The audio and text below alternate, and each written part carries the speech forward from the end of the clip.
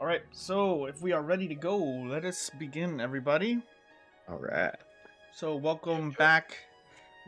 Oh my god, this is session 13? Yeah, 13. 14. Oh, is it 14? General? 14? 13 Holy. or 14, Yeah. something like that, yeah. Oh god, we're gonna. Damn it. How am I gonna know now? I think I should go to youtube.com/Mada Mada Zitro. and see. Oh, it's Okay. 14. I got it. Yeah, this. Wait, huh? Yeah, Definitely so section 14. it's 14, yeah. Last session was 13. Correct. Damn, we spent 6+ sessions in Thieves Hollow. That's pretty good. Anyway, Yeah, it was cool. on to the meat and potatoes. So, thanks for joining. This is session. I left space 14. so I could. I left empty space so later I could be like 14.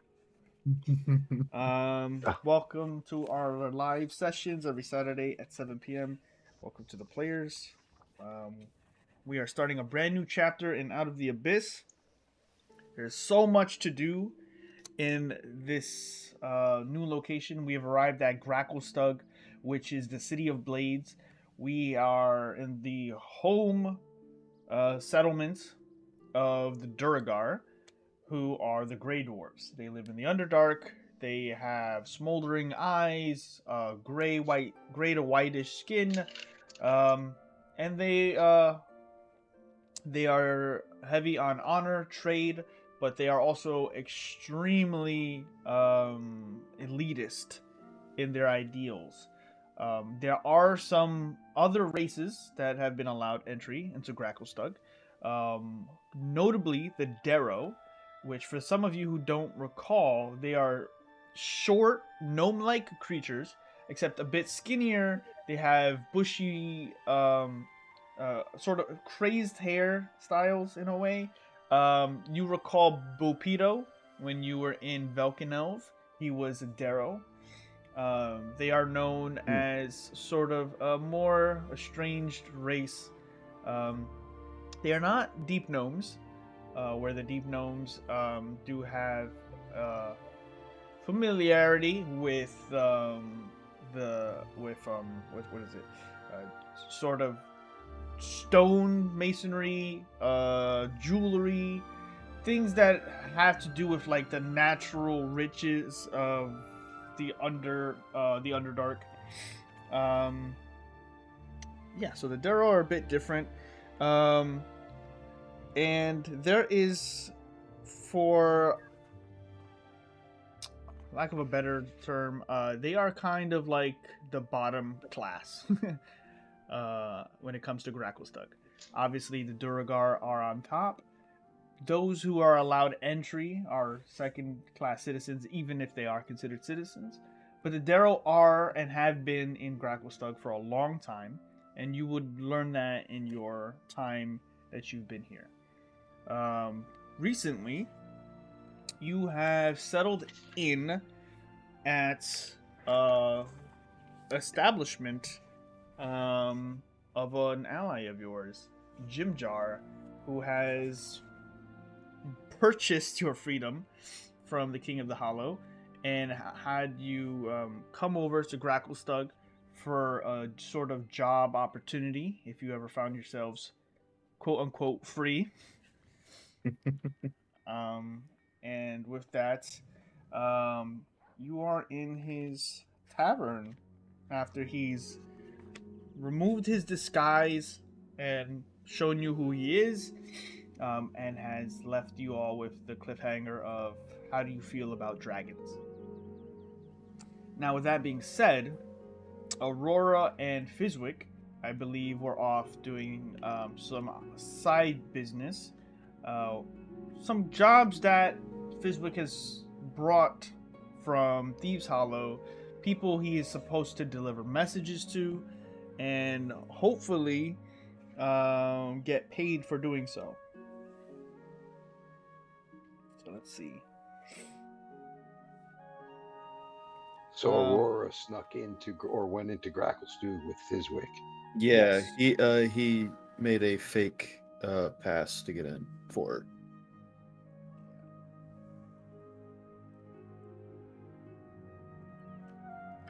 So, trying to see if I can have it here. Moment. This man forged a freaking pass. Yeah, he took a forgery kit instead of a Dungeoneer's. Smart. I want to know who his player was. I'll get some tips from him. Yeah, right. No longer with us. But a potential PC that will not be played, but could have been.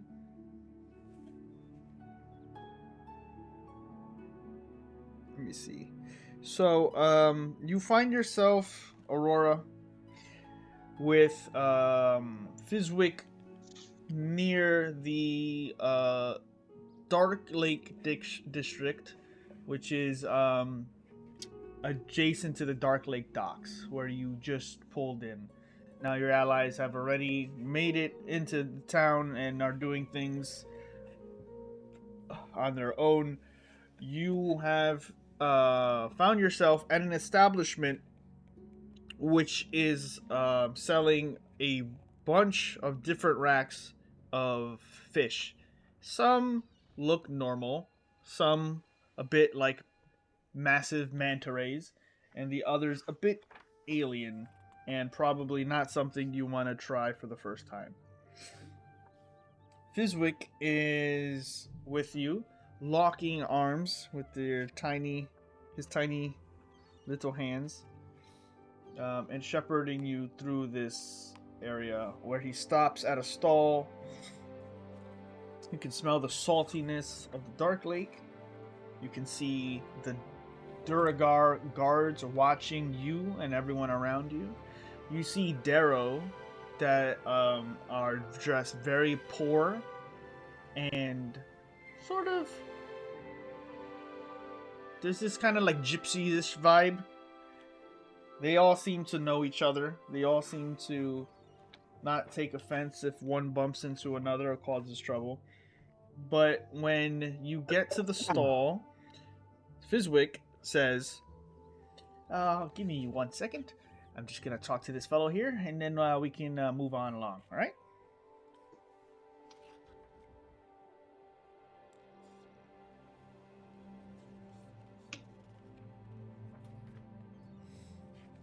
Is that fine with you, Aurora?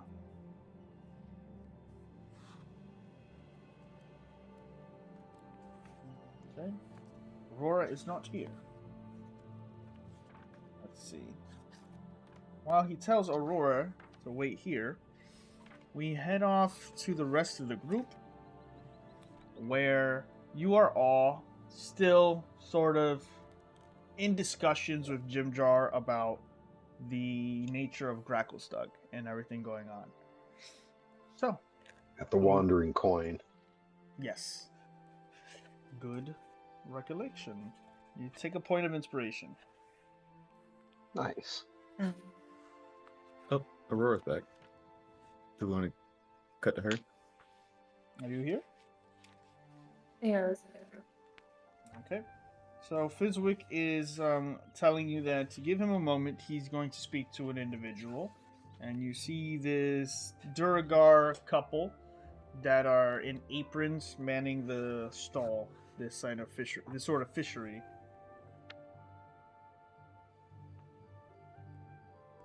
Okay. Would you like to do anything while you're here? Nothing in particular. Okay. So some time passes. You see some kids running around. You see the sort of Darrow and the lower classes. You even see some deep gnomes walking about. But you can see that right now there's a sort of calmingness to the surrounding shops, the stalls, the market. And then you notice a very heavy set of footsteps pounding slowly in your direction.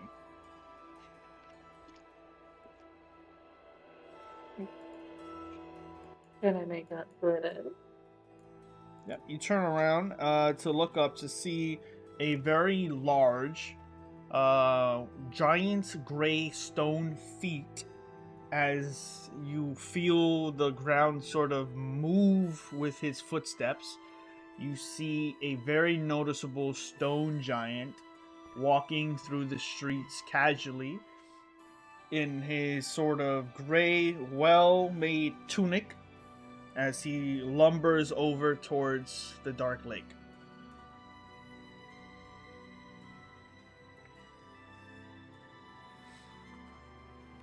Mm.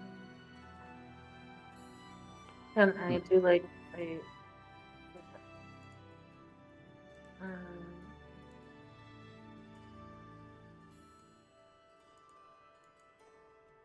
Can you do? as an insight or something to like know what they do?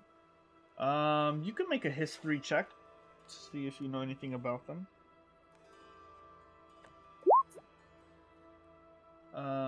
Definitely a stone giant, or a hill giant, some kind of giant. This massive, large creature standing well above 12 feet tall, just casually moving through the crowd. People give him a wide berth. Some of the Darrow don't.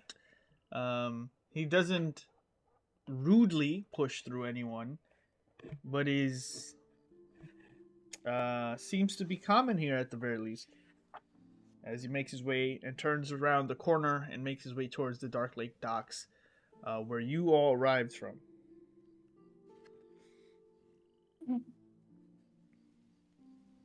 Alright. Is there anyone there that I can assist in my shop while I wait? Sure, if you want to buy anything. Well, I don't want to buy anything. I just want to assist them. Just want to listen? Who would you like to listen in on? Not listen, assist. Oh, assist? No, everybody's in the city so far. You're with Fizwick on your own. Yeah, no. I was saying, like, if they're at a booth, like, I can sweep up something. Just be nice, you know? Sure. Make a persuasion check.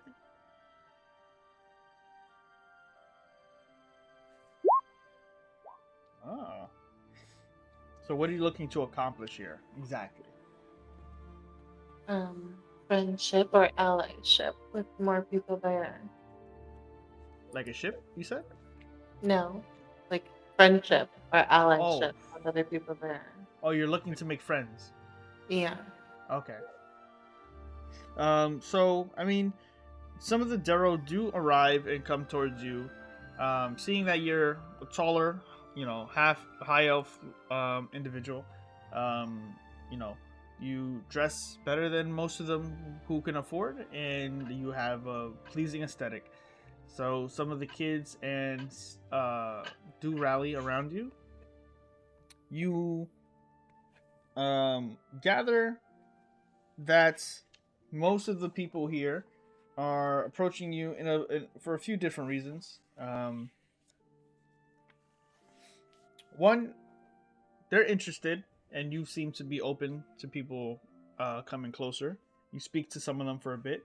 You do learn that going on right now, there is a lot of drama between the Darrow and the Duragar concerning the recent thefts by the Gray Ghosts. Let's see. And the Gray Ghosts are considered to be, Thieves Guild. yes, a Thieves Guild. Stop reading ahead. Nice. I'm take free. That's my notes. The Stone Giants, the Thieves Guild, the Blade Bazaar, and the Gracklstugh Iron Masters are like the Okay. 4 factions or something. Okay. You can learn more about this at youtube.com/Gracklstugh. Many different variations of a great song. But yes, the Grey Ghosts are a thieves guild around here, and the children let you know that it's best to keep your eyes open because the guards are on edge looking for thieves. Additionally, they recently saw that a group of drow were given permission to enter the city and search for runaway slaves. Hmm. So, with that, Fizwick returns and says, "All right, well, everything's done here. Shall we go find your friends?"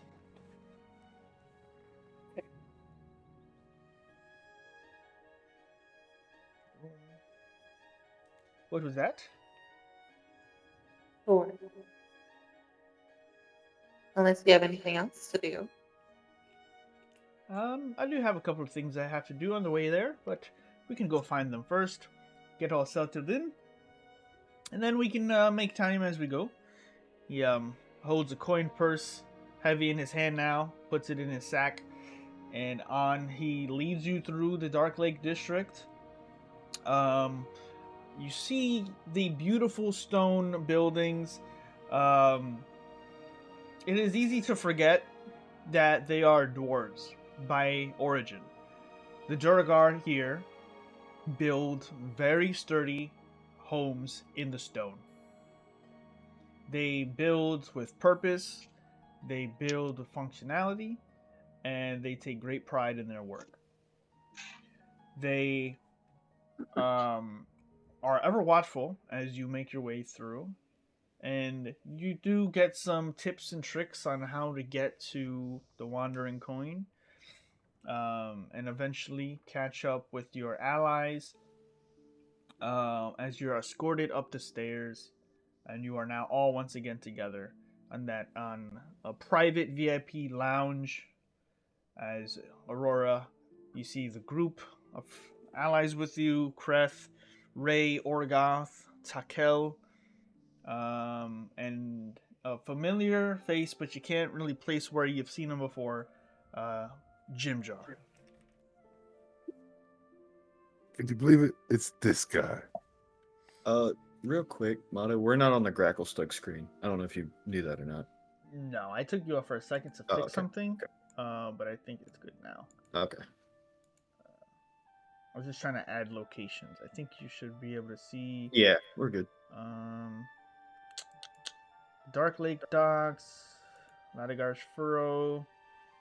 I think that's all you guys really need for now. All we got, yeah. So, yeah. Okay, I didn't know, so I was No, making you're sure. good. Good call. Perfect. Where's the wandering coin? That would be here. I'm going to give you a little.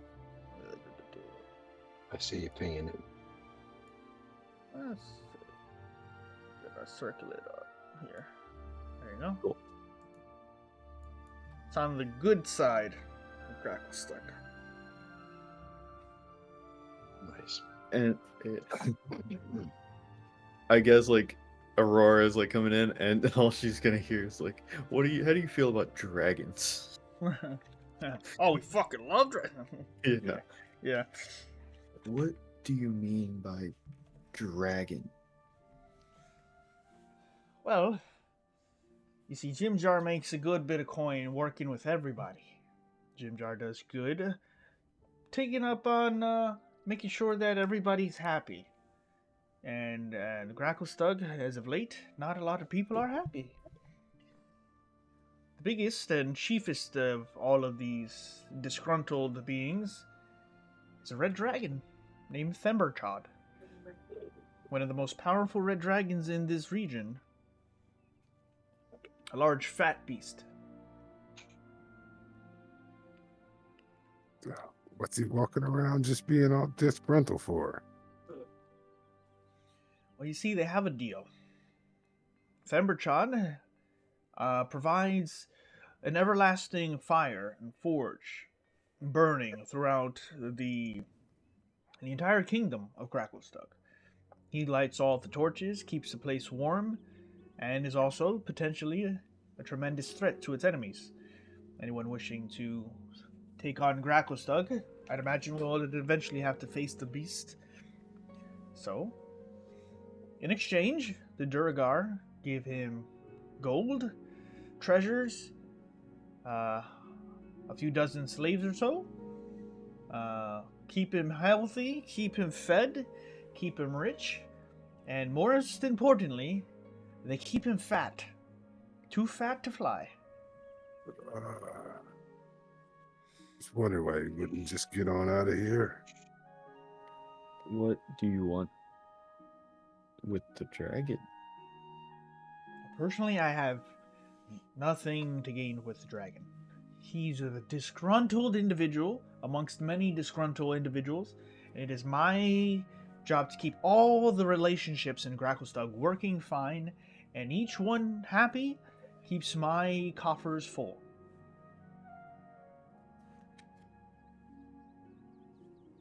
I suppose you meant, what do I need you for? Yeah. Yeah, Yeah, that makes sense. Ah, Okay, well, here's the thing. A lot of things have been going missing within Gracklstugh. And for my sources, and you know I have great sources, the King of the Hollow has nothing to do with any of it. Thieves' Hollow has been isolated as of late, since the recent disturbances. And Gracklstugh and many other of the settlements have taken to be under quarantine and lock and key. Now, what Jim do- Jar. Recent disturbances. Well, all manners of creatures coming out from the darkness, things not from the Underdark, things that shouldn't be in our realm of existence to begin with. Now, I'm not a bet. If I was a betting man, and you know that I am, I would say that we are to see a lot more troubles in the coming days. Okay.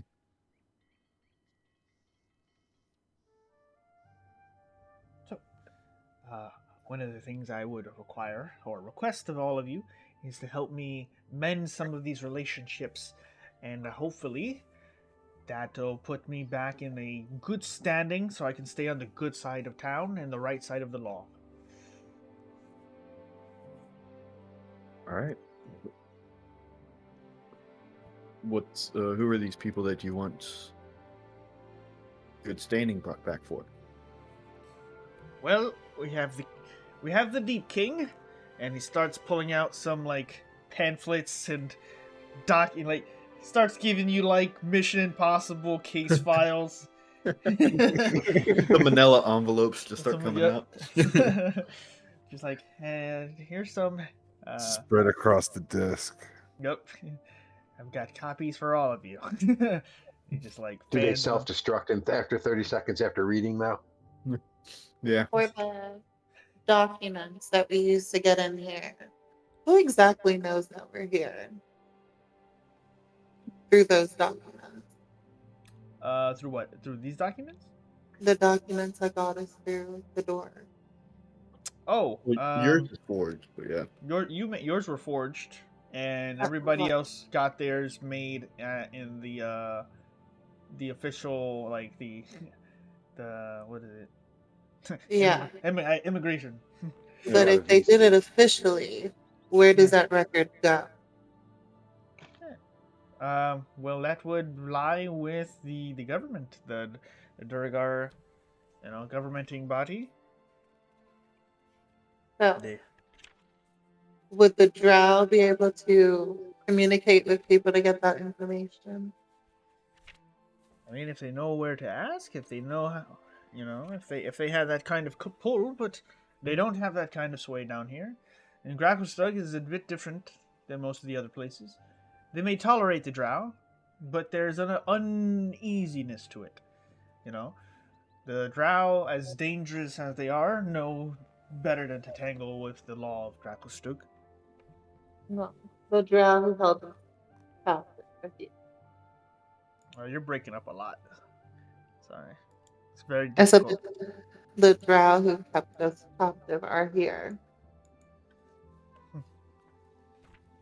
The drow made it all the way here.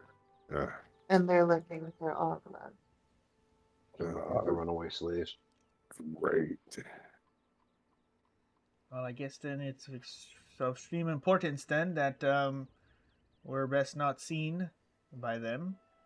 Or, at the very least, we have powerful allies that owe us a few favors. Currently, most of my favors are tied up in keeping my name out of anyone's lips.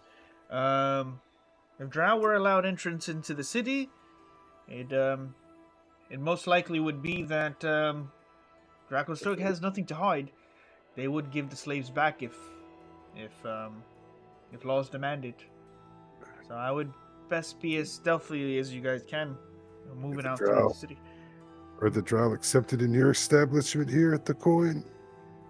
Huh. Rebecca! He calls over. Here. And he draws on a wooden board. No drow. He starts in chalk. Rebecca, please put that on the door and be as polite as you can. Put up a press release. Some of my best friends are drow, but as of now, we just want them to come in legally. You know, proper papers and all. Smiling at that. Yeah, no drow. No drow. Oh, that's a good one. All right. So, Anyway. as of now, we are not taking any drow customers.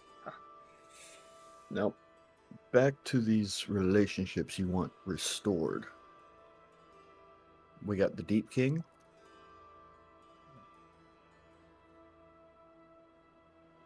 Yes. And... Oh, I thought you were pausing for something. No, I was just waiting on you. And then... And then... well, yeah, so the Deep King is a big one.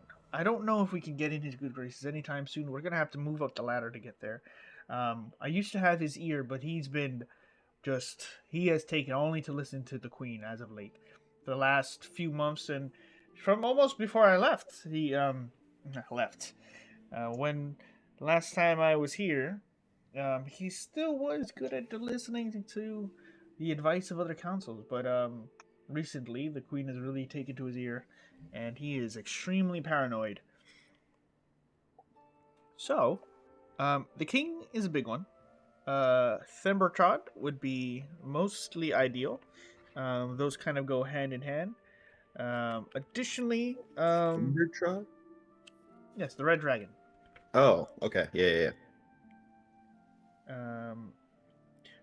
With that, we would have to speak with the Keepers of the Flame, which is the order that tends to him, taking care of his needs.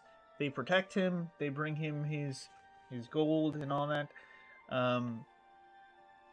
It is interesting because recently, with the thefts going on within the kingdom itself, there have been no reports of what has actually been stolen.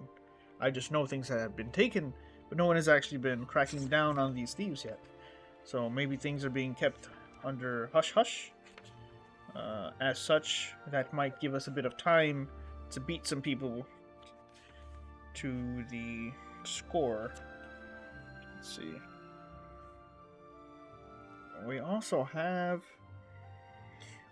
a bit of things going on with the Darrow, and they have been having an entire thing going on. If I can find my... God damn, no. Hey, Chris. Right? Yes, here we go. We have Clan Carnor... Blah, blah, blah. We have an... where are they fucking at? We have an issue here, a little bit, that I would give you, some...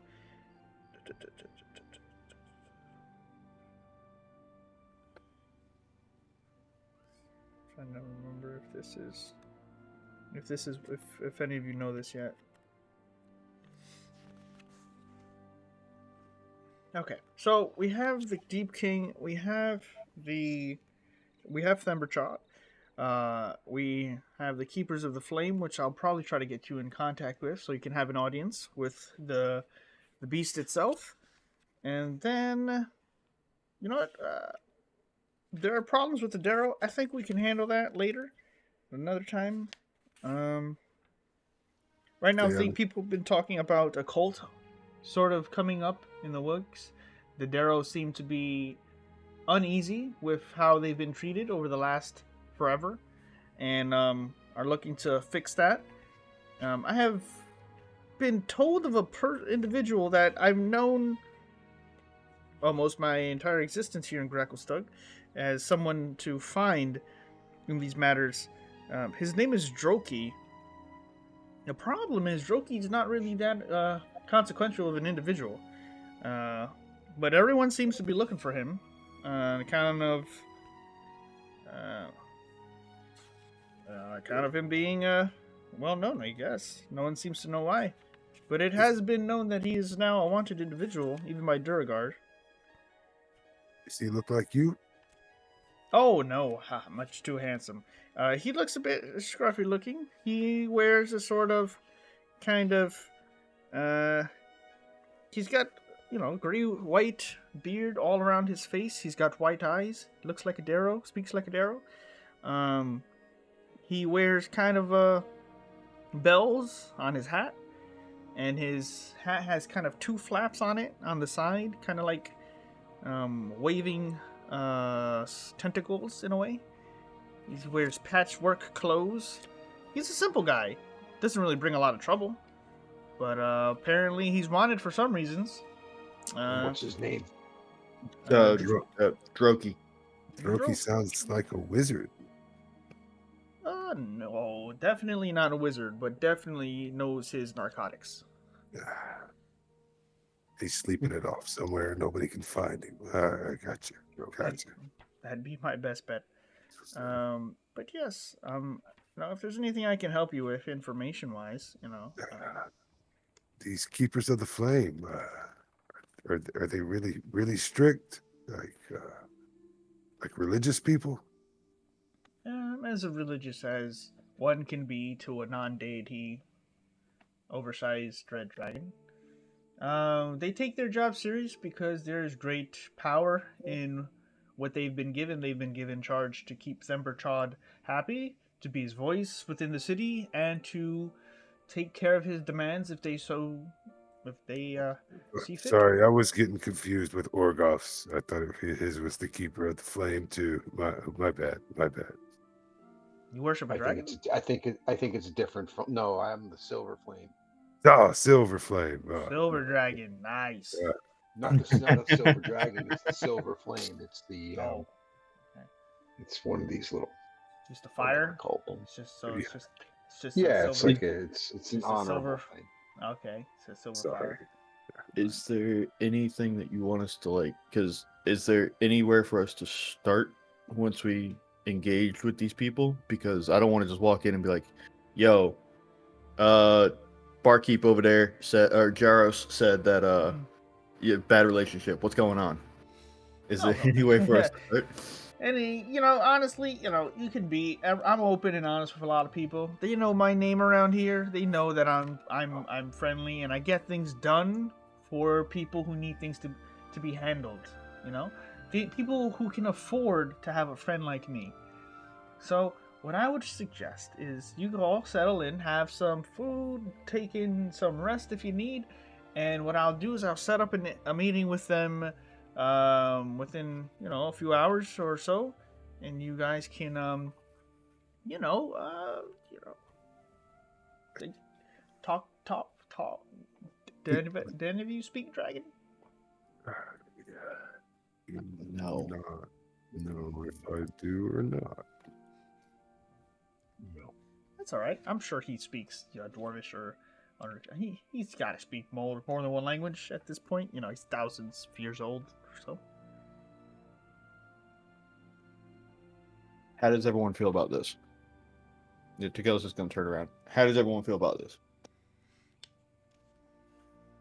we good with this? Is there something else that anybody wants to do? Or are we questioning anything? I like dragons, but I don't know what we got to help them with. At least right now, I'm not best suited to fight a dragon. Well, Jim Jar doesn't want to fight it. He wants, basically, it's like there's a lot of stuff going on with like stolen treasure. There's also like his relationships are kind of like disappearing a little bit. But I know you probably missed like half of this. But he basically was sending us on a mission to go speak with all these different people, including the dragon, about like possibly restoring his relationships and asking about what's going on. So Jim Jar can get his money, keep his coffers filled. I think we need to make the red dragon happy, is what he's saying. What kind of food did you say that you like? He liked any food, anything other than us? Oh, he loves, he doesn't just eat, bugbears. He eats all kind of Just making sure. people. I didn't want to be first on the menu. Try to see what he likes. It seems like you want him happy if he's as disgruntled as you're talking about. Has he got games he likes to play other than throwing slaves around? Oh yeah, hide and set you on fire. That's kind of what I figured. I was just double checking. I didn't know if he liked to throw darts. Row in the ashes of the dead people he eats. And if we can make the red dragon happy, that would more likely make this deep king happy. Oh, I believe so. That relationship is extremely dependent on one another's coexistence. So. Sounds like we need something to drink and something to eat for the moment. Maybe talk with the people in your bar. Oh yeah, feel free. While you set up this meeting. Yeah, absolutely. Feel free. Your rooms will be tended to you. Food and drink is yours.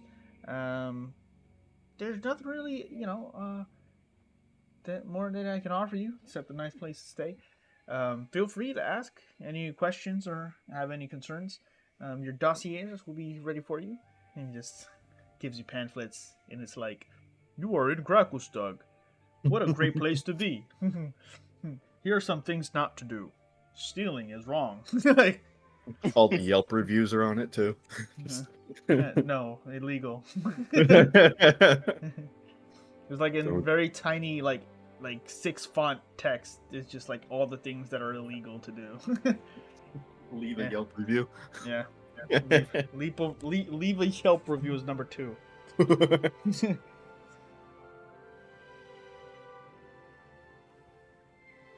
All right. I guess a little bit of investigating, asking questions wouldn't be so bad. What better place than in a tavern? Mm-hmm. Good to see you, Jim Jar. We're even now. Oh, good. I'm very glad. Now, hopefully, to a better relationship moving forward. And listen, I'll bet you right now, 10 gold. Only one of you will be set on fire by the end of the week. I'll take that. Locks it in his head. So, your time is yours. You guys can discuss amongst yourselves or ask questions and look at your dossiers and see if you find any information that could help you. Aurora told us all that the drow are looking for us. But I'm Orgoth's. Who are these gray ghosts? How will we know if those guys will turn us over? How do we know who they are? Well, Orgoth's nervous. He doesn't want to get sent back to that prison because I'm not going back. Well, do your best to be as unseen and polite as possible. Even if the drow were to encounter you in the city, they'd have to claim their stake in you, which means if the Durgar like you more than they like the drow, there's not much more the drow can do here.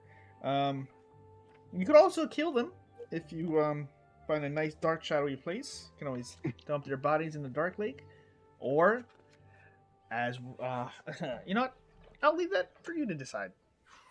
What other uses could you use for dead drow bodies? I'm all for a dragon. He loves meat. Cough, Oh, were cough. you saying that out loud, or you just saying that verbatim? No, cough, cough. The DM is coughing. Cough, cough. So, All right. He said a few hours, so we just hang out for a few hours. He's going to set up the meetings. So we could probably just ask around about different things. I need to go shopping. Who's with me? I can go with you just to have somebody make sure you don't go alone. Yeah. I put my cloak on, pull my hood up. I don't think it's that serious, but okay. No, I'm just Orgoth doesn't want to. He's nervous about these thieves and these drow. He doesn't want to go back to this Balkanville. This was called. They got a lot to go with this. Okay. All right, Jim Jar. Jim Jar, where's the nearest or best armor place? Armory. There we go. That's what I was looking for. What would you recommend, Jim Jar? there's a lot of places to get armor. You could go to the Blade Bazaar. That's where they sell most of or export most of the weapons and armor here. That would be back at the Dark Lake District. If you're looking for things more on the high end of the magic variety, then you're gonna have to speak to the giants. Giants? No. I would never expected giants to be here. Yes, there's a sort of a Gracklstugh is a very tenuous is in a very tenuous alliance with a few powerful entities. Denver Chod being one of them, but also there's a small clan of stone giants that have been here for quite some time.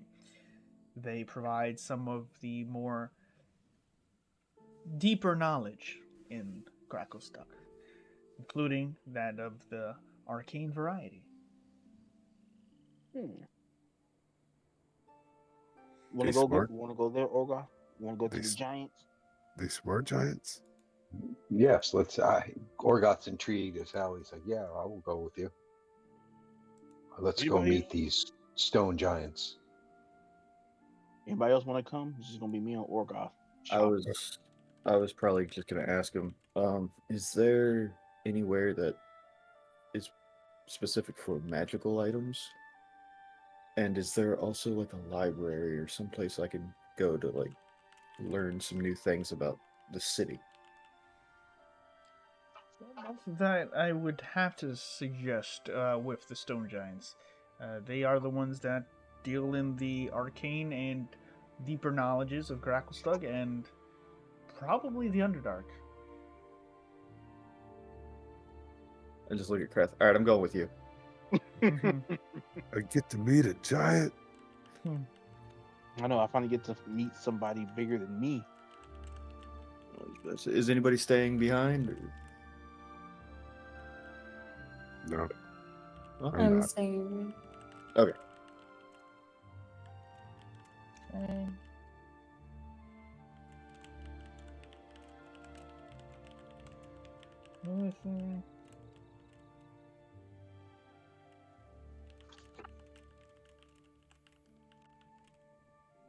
Okay, so I'm guessing basically majority of us going to the Stone Giants, except for. I don't want to. I don't need to buy anything, but Ray just Well, I wants mean- to see a giant. I just want to go I don't think I can afford anything I go, but we'll see what I'm curious. Yeah, I want to Stone see what giants. they have, and then too, they may have information about the stuff that's going around too. So it's like it's a win-win. Oh, they might have Yeah. big slices of meat to bring to the thermachar. Yeah, they might have some good food. Come on, Aurora. I don't know what stone giants come with eat us. though. I hope it's not orc, I'd rather do that. half orc. Say it again. I'm gonna stay. I'm gonna try to reach out to the gods again while they're gone. Okay. Sounds good. Treat yourself. If you need help, just holler. Holler for $1. Holler for a Send gold piece. Fizwick. Send Fizwick. So, Topsy Turvy, Eldeth, they're all where exactly? They with us, or they're at the coin, or are they at the boat, or they're they at the gonna tavern. come They're at with the us? tavern with you. Okay, I thought I'll manage to get in with pieces. fucking stools just in the corner with his fucking 2 chains on. Just what's up? Hey Never been guys, scared to make die. us some money while we're going downstairs. Don't forget to keep your ears open. You find yourselves eating, drinking, and making your way outside and seeing the glory of Gracklstugh once again. You are given information on where to go. Now, the clan of stone giants. Let's see.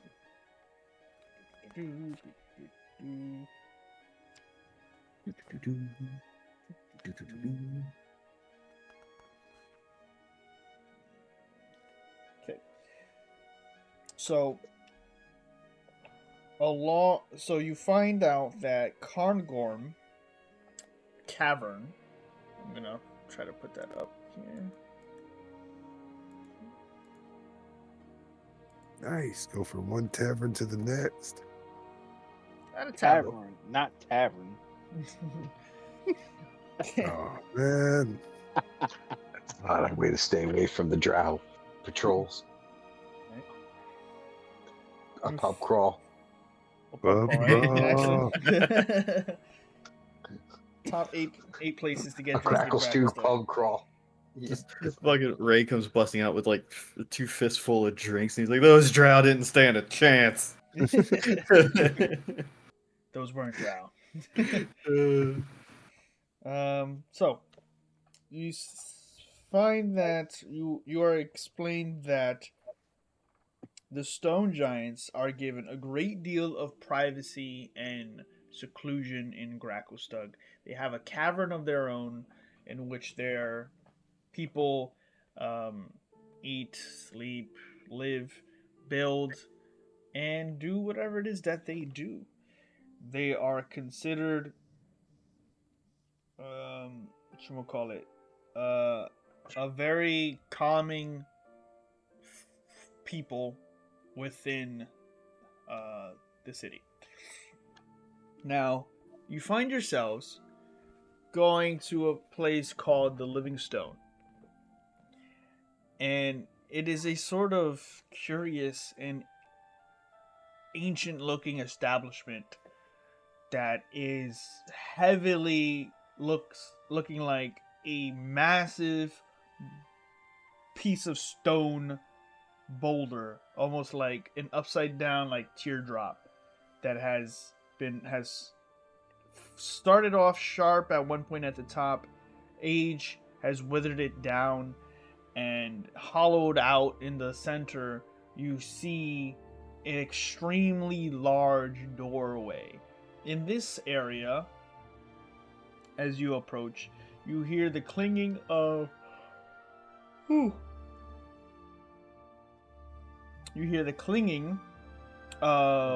metal and hammers. People are working here.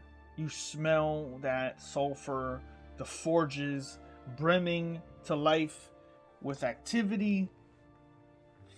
You feel the trembling beneath your feet as the floor shakes, as stepping through past you as you are about to cross one street, a very large individual passes you.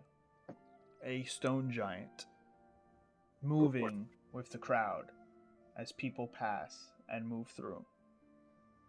You see the entrance to the store in question that you've been told to move towards. It is called the Granite Archive. And here, at the entrance, you see this stone giant sit and wait and watch. And this is in Kangorm Cavern. It's about here before entering the cavern. You see at the Gotcha. entrance to the cavern itself, it is flanked by 3 battle-readied stone giants sitting off on the So side. it's not just like a take a stroll down here kind of place. No. Giants only. Right on, right on. Parentheses, stone.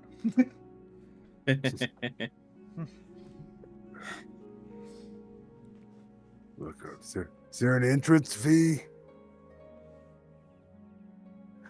To the cavern or to the store? To the store. Looking down at you, you see this, relatively thinner stone giant look down at you. His breath pushes down and moves the dust around all of you. Ooh. Looking at your party, he stops his gaze and speaks. Does any of you speak giant? Nope. Mm. Hold on. I might, but probably not. Nope. Speak whale? Just. Oh man. So he speaks down a couple of words that are heavy and come straight from the throat. Guttural. Yeah. Like gravel coming out. You just don't know the meaning. Ooh. You use a breath mint, but What do you think of the size of those breath mints are? it would be like the size of tablets. Try to go ahead and walk past, thinking that was going on into the door. Reach for the door handle. He tries to say, Orgoth tries to say something to him in Orcish. Does he understand Orcish? Because the giants sometimes might be able to speak some other language. They're pretty smart. When you speak in Orcish, no immediate response of understanding, but then in Dwarvish, for those of you who can speak Dwarvish, he goes, small.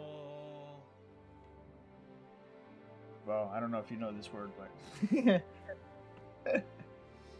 basically translates to like taters. I don't think anybody speaks Dwarvish. Yeah. Nobody? No one Dwarvish? Nope. Yeah, never mind. None of you get any of what he's saying. I'm going to speak in Undercommon. I'm sorry, but none of us know what you're saying. Is this a language that you can speak? He sighs heavily.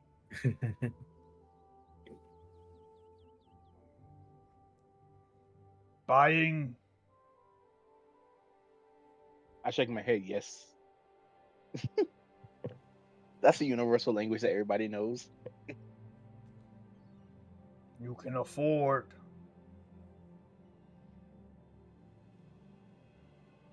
I sort of look at my purse. Mm-hmm.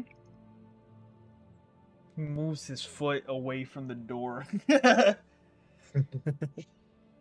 And you see the doorway is just an open space of darkness, and there's this bit of candlelight in there, and you are free to enter. before I enter, I'm just gonna look up to him and say thank you. Is it- Sorry is for there the any bow. problems. Is there any magical barrier before we walk in this door? Only for you, Ray. I'll stay outside this time then. Ray just like throughout the campaign slowly becomes a mime stuck in a box. Yeah. he made an enemy he did not know. Nemesis, Mr. Mime. Inside the shop, as you all enter, is sort of this testament to the craftsmanship of the giants and the enduring nature of stone. You see shelves and alcoves massively hewn from granite, displaying a dazzling array of magical sort of texts, just the plaques themselves, that have many different things about this very tall shop, as it were. It is not massive in radius, like of space that you enter. You just see that there are so many things that are built into higher and higher shelves that as you walk in, you know you couldn't reach if you wanted to. You see inside a sort of standing, the best way I could say, let me draw a little bit of a picture for you. So, I don't know if you can see this. Let me make that a little thicker. Okay. So, if you were to enter the doorway, right? And the sort of building was kind of like that. Okay. I know, I'm not good drawing. Right. On the sides of the entire of the wall of the whole wall has just these shelves with different plaques on them that like around the entire room, like the entire massive room. In the center is a forge with fires and all that stuff. I draw very good, as you can see. I don't know if the stream can see that. They can. You Yes, see Mr. You draw great. Don't kill us. Yeah, right. You see that there are no like glass cases where any of these items that you can see armor, you can see weapons, you can see dozens if upon dozens of books, scrolls, pages. You see items all throughout the entirety of this chamber. You see moving in this dwelling a stone giant sitting at the forge, keeping himself warm. He licks his finger and puts it into the water. You see steam moving out throughout the entirety of this chamber, and he looks as you all enter. In Undercommon, he says, "What do you seek?" Hiya. Oh. And I respond back in Undercommon. I'm seeking armor. And I'm gonna. Oh, go ahead. Sorry. No, I just wanted to I'm gonna turn to Orgoth and Ray and kind of translate while y'all are talking, because I don't think they speak Undercommon. I don't. Yeah, so. Oh, It's good you came. yeah, I'm seeking armor because this stuff is a little tattered. I need something that's a little bit better because we're going to get into some shenanigans down the road. So I need some better armor if you have any. Heavy footsteps as he lumbers casually towards you. Gets down to one knee and looks at the group.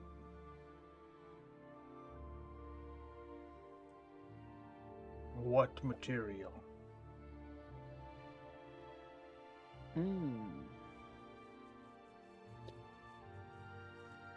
Chain?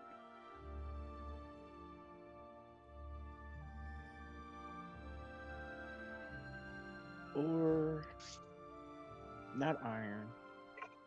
What do I have on right now? Sorry, forgot. Be like, do you have Yeah, any yeah.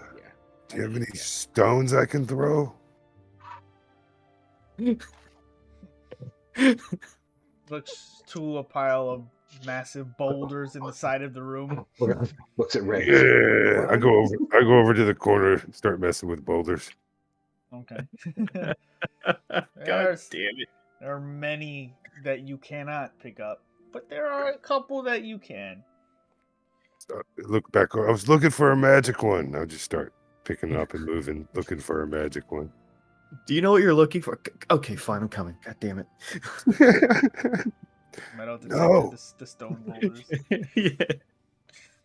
Alright. Oddly enough, many of these stone boulders have inscribed on them many different languages, if not things that look like runes to you. Okay, now I'm intrigued. I pull a few over. Like I can handle these. I can carry these. Let me look at him first. Stop. Let me look at him. It, And ow, you see Tekel just like pull out his journal and start etching all these. They seem to be different words in languages you do not understand. They have similarities, however, with many of the runes you've discovered to hold magical properties. If these are magical, you do not know, but definitely a language. Okay, I guess while Kreth is doing all that with him, me and Ray are over here in this dealing with the stones, and I'm gonna just ritual cast detect magic. Okay, perfect. So So, what are you looking for, small man?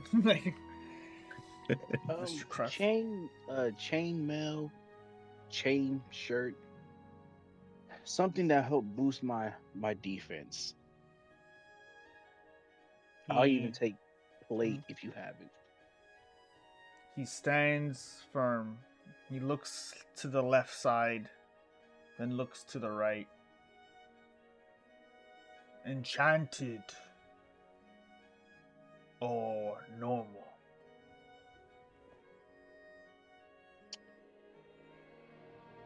So I have a budget of around 400.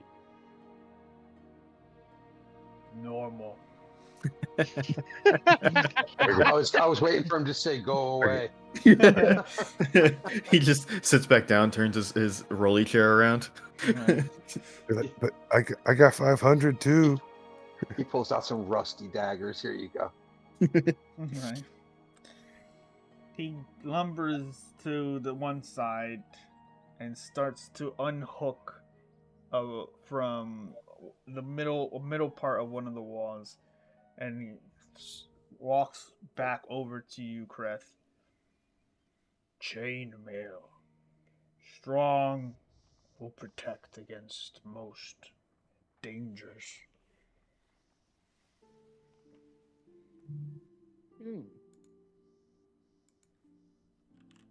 What do you think about plate mail with the not plate mail, sorry, plate armor or half plate?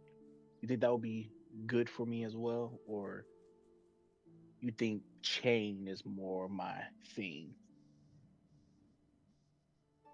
Orgoth says to Kreth, "This split mail is good too." I picked this up in the Thieves' Hollow. It's good. You looking at all of you. He has no real understanding of your capabilities, your class, what's good for AC. He brings it to we'll stop arrow.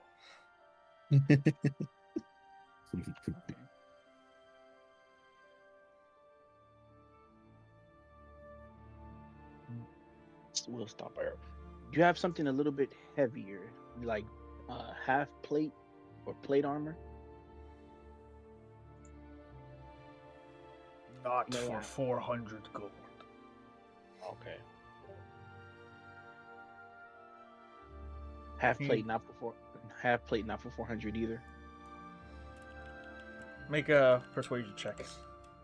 I was just asking. I wasn't trying to haggle. I was just asking. We'll find out. All right, I'll Now get you ready to roll for haggle. initiative. God I damn know, right? Yeah. it. Nice. Looks about half plate, 600 gold. Okay. Alrighty. Yep, that's a little bit out my budget. So yeah, I'll take the chain. Was it chainmail or shirt? Chainmail. Chain Yeah, shirt. I'll take. Chain. Yeah, I'll take the. Yeah, I'll take the chain. 75 gold. Man, there's nothing between 75 and 300. Man, they really do be jumping. All right, I'll take what I get. One's literally a shirt of metal. Yeah. Yeah. Another is like literally like cast iron like armor. Yeah. Like you wear it. Half plate is dope. Mm-hmm. Yes. Although You got friends. Orgoth Chris? asks him if he has any kind of an enchanted hammer. He puts his warhammer on the counter and he says, "Is there anything better than this, or can you take this and make it better?" Nods his head. How much does that cost? Want good hammer. Want magic hammer. How much Can is do a both. magic hammer? Looks about at his shop.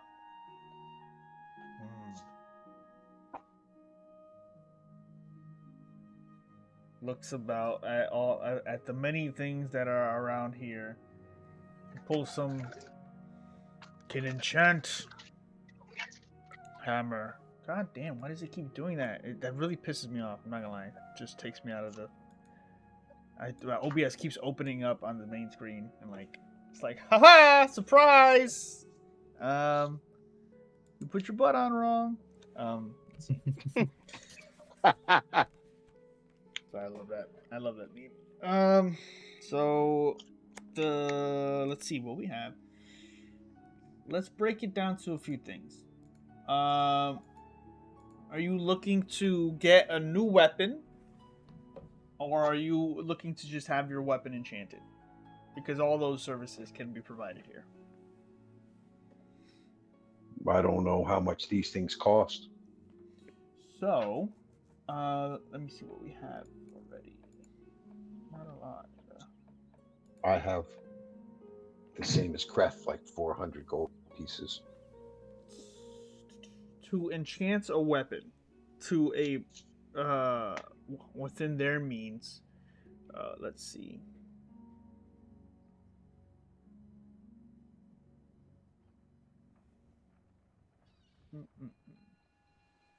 It would cost about. It's a bit expensive. Could haggle. Let's see.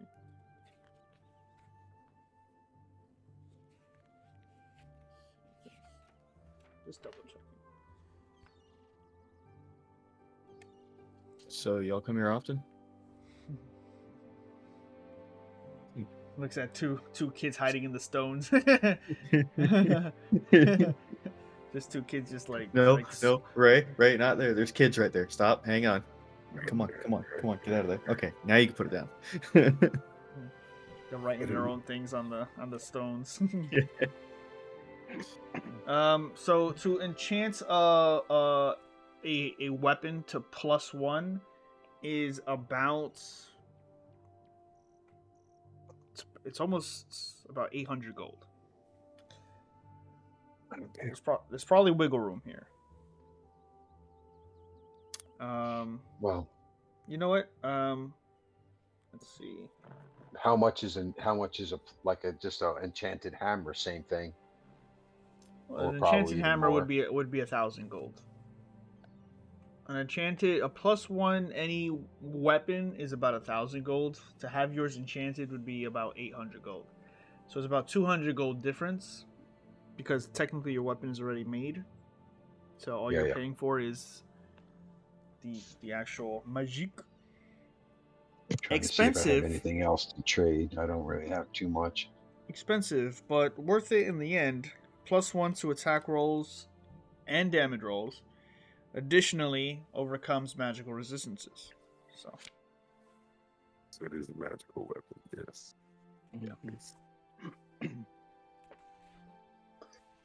He puts a bag of 400 gold pieces. You said it was 800.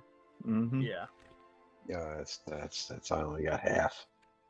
You're not gonna haggle for me with half. Said I'll have to come back. I appreciate it. I hope to come back.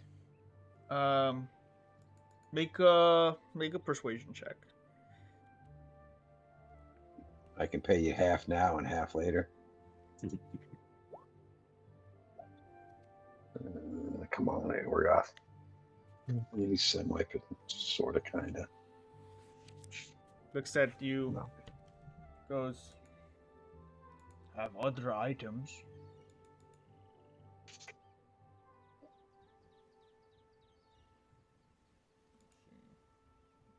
Drugs.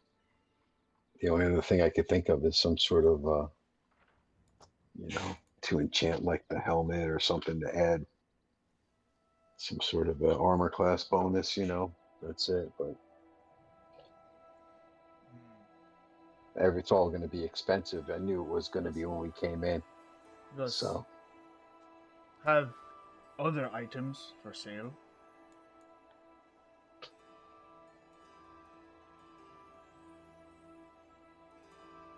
we look around. What do we see?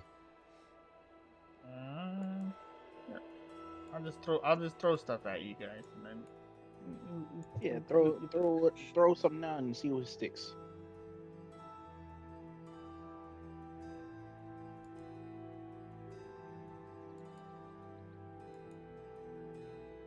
Indomitable. Hey.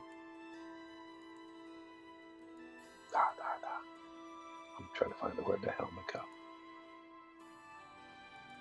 Oh, that's a paladin thing right there. Yeah, Oathkeeper's.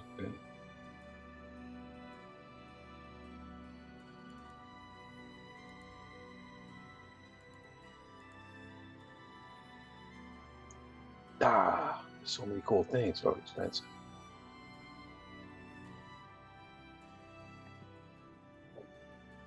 What happens if we do a partnership with them? Never mind. That sounds stupid. I mean, you could ask him if he needs some help with something. I don't know. I'm over here kicking rocks.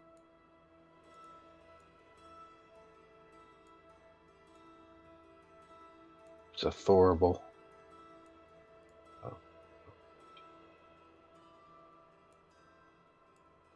They're both like an incense dispenser in a way. Gotcha.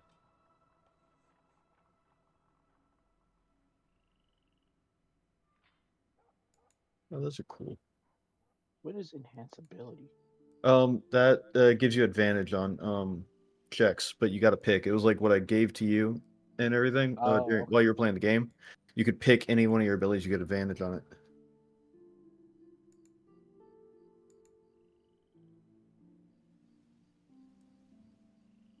Oh, that's I mean, not this bad, would have actually. been good, like, a set ago. I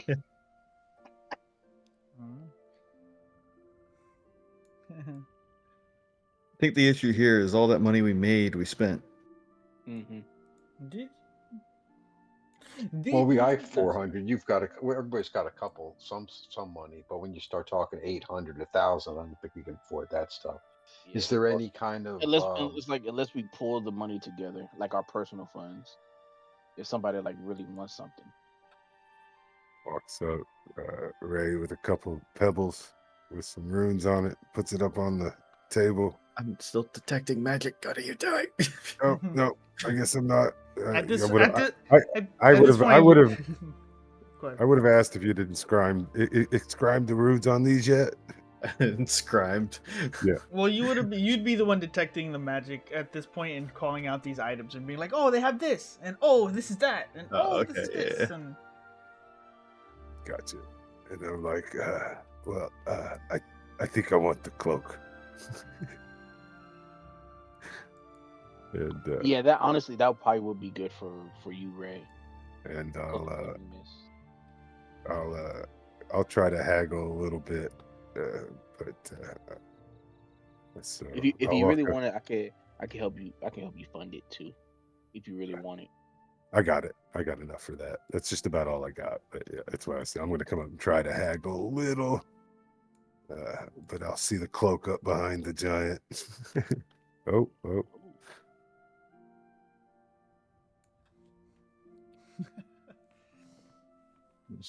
Ooh.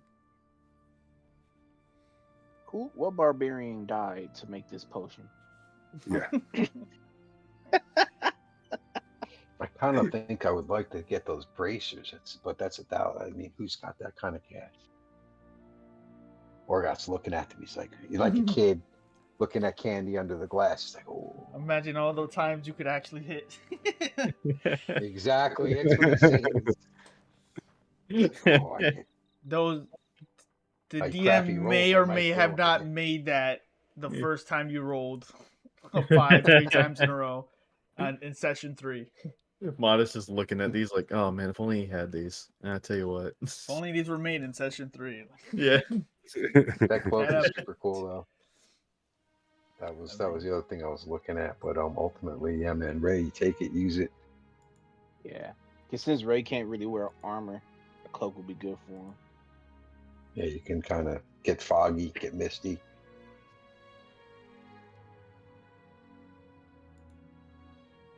So, Alright. what would you like to do? Yeah. Ray does notice. We got to figure out how to make some money. You think I go to Cal. I said, do we think there's a way to make some money down here that we can? Not really sure. I mean, we could talk to Jaros. Jim Jar. He's I'm a saying jerk. Jaros. Yeah, because no, I don't think anybody else around here actually knows it's he's Jim Jar. Fucking Jim Jar. Yeah, I was Yeah.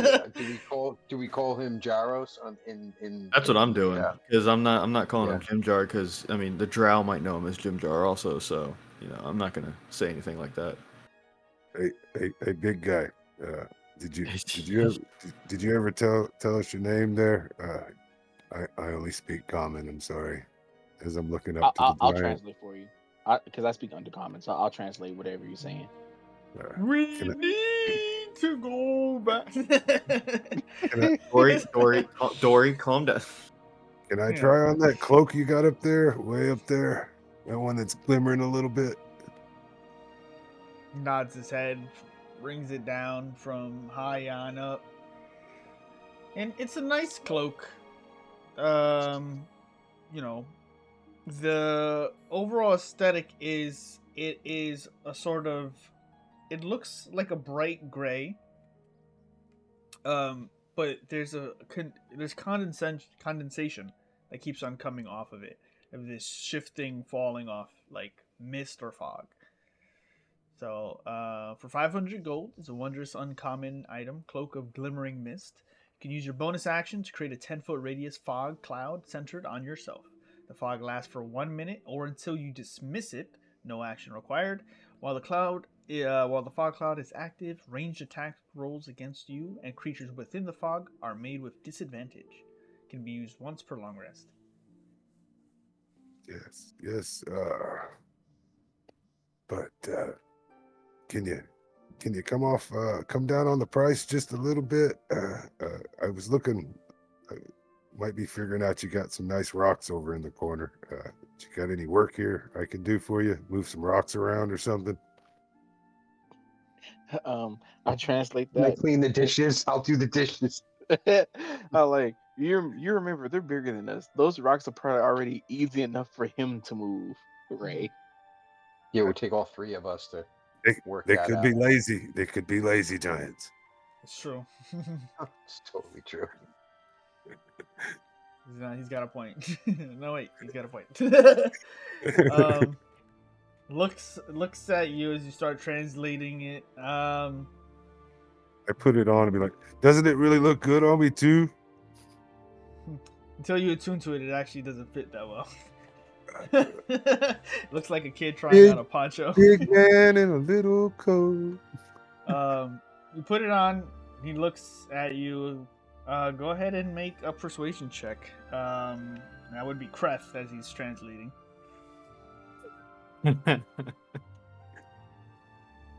My son wants. Your cloak. My son wants this. He wants that. He wants to understand this. How much? My son wants this toy. How much? You Alright, gotta roll. Chris. All right, Chris, you got to roll the persuasion. Oh yeah, I forgot. I gotta roll this persuade. Sorry. Yeah. I have so many tabs open because I'm looking at all the items. Oh my goodness. Oh, damn it. Took all my gold. He heard, my son wants this. Then you pay. How much gold do you have, Ray? Yeah, how much do you have, Ray? I got 540 something. Oh, so I'll you chip in. can't afford it. I'll chip in 50. So you don't, because I still got 362. Me dropping 50 gold to help you ain't gonna kill me. Thanks, Chris. I'll Yeah, remember if you need it in the future, I've got some extra as well. I You got got about covered for now. I got about 100 gold now. That makes me feel better. So you count out 500 gold, heavy shiny pieces into a satchel and hand it over to the giant.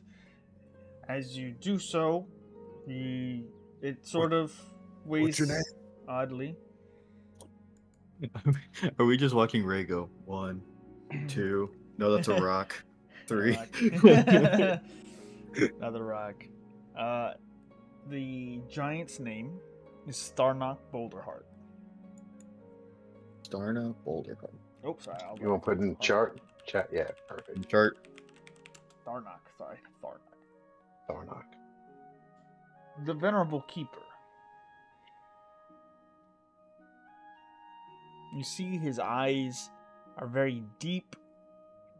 He grabs the cloak from you after you've paid for it. He brings it over to a massive ledger and he lays it on one of the pages. Starts writing up some things. Then Ray. It's Ray Bacub. Ray Bacub. He fills out the ledger and then gives you back the cloak, and you are now the owner of the Cloak of Glimmering Mist. Thank you, Mr. Boulderheart. Nods his head. Guys, look. I got a little cloak now. I can fly. Do a twirl. That's all I'm doing. Alright, so with that, is there anything else you guys would like to purchase here? Did I sense anything coming from the boulders with detect Yeah, magic? Yes and no. Some of the boulders themselves are mostly innate just stone. Okay. Some of them, however, have the awakenings on them to be enchanted. You notice that they are basically in the process of being shapen and carved in, and you know this because as you see the engravings on the stones, you look to the side and see a massive satchel of refined silver, like sand. Like the little bits that you were working with, you just see a mound of silver being like prepared to fill in the engravings on these stone boulders. I'm gonna look up at him. I'm like, "Are you enchanting these boulders?" Nods in agreement. I look back at the group and like, this might take a little bit. Do you think you can teach me how to enchant? Okay. Is it the boulders he's actually enchanting, or is it the actual ore inside the boulders? I don't know. Make an intelligence check. Well, I was gonna ask him if that's Oh. possible too. You can. I'll still do the intelligence check, but As you guys ask these very interesting questions, he seems to be like, huh, don't get asked this quite often. Briefly, he explains, stones are sleeping. I'm waking them to hold the power that I voice. Not an easy task. Will take a long time to finish. So wait, he said that what was sleeping? The stone, their boulders are sleeping. I So think he's what he means is like there's like the magic inside of them is sleeping. so like latent magic that's inside each boulder. Yeah, that's Like what I think he means at least. So let me. I'll ask him under comment. So are you basically saying that the latent magic potential in each boulder is sleeping, but you're technically waking or increasing or enhancing the magical potential in each boulder, so you can make different things with them? Is that what I'm sort of getting? Shakes his head no. Oh, Stones remember the name of magic. Stones can hold tremendous names within them. The names of fire, the names of iron, the names to move, the names to not move. I'm giving them those names. And I'm writing all this down as he's saying it. yeah. Each name will serve a purpose, be the foundation of a greater. And he like puts his hands together. He like makes like great like a hole. At this moment, where you all hear a tremendous scream, a bellowing of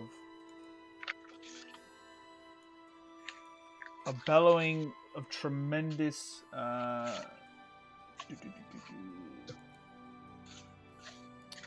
guess the best way to say it is insanity. You hear screaming from outside the shop. It is very loud. It is something going crazy.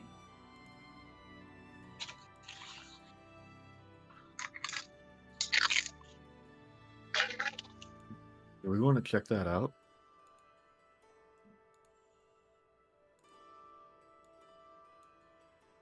Something The loud. giants Yeah. concerned?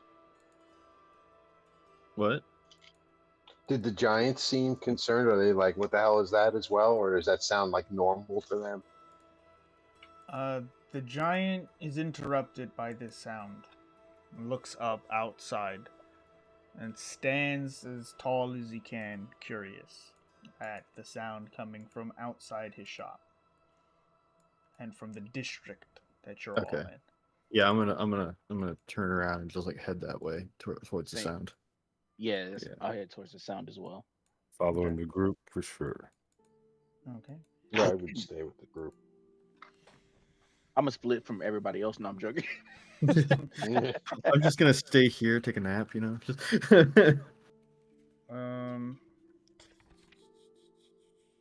So He gives the bracers one last look. He's like, okay, gotta go. where is it? I actually might have it here. Don't worry, Orgoth. We'll get you those bracers. I promise. They're very expensive. I know 1,000 gold, but we'll work it out. Because I've never even seen 1,000 gold. Yes, you have.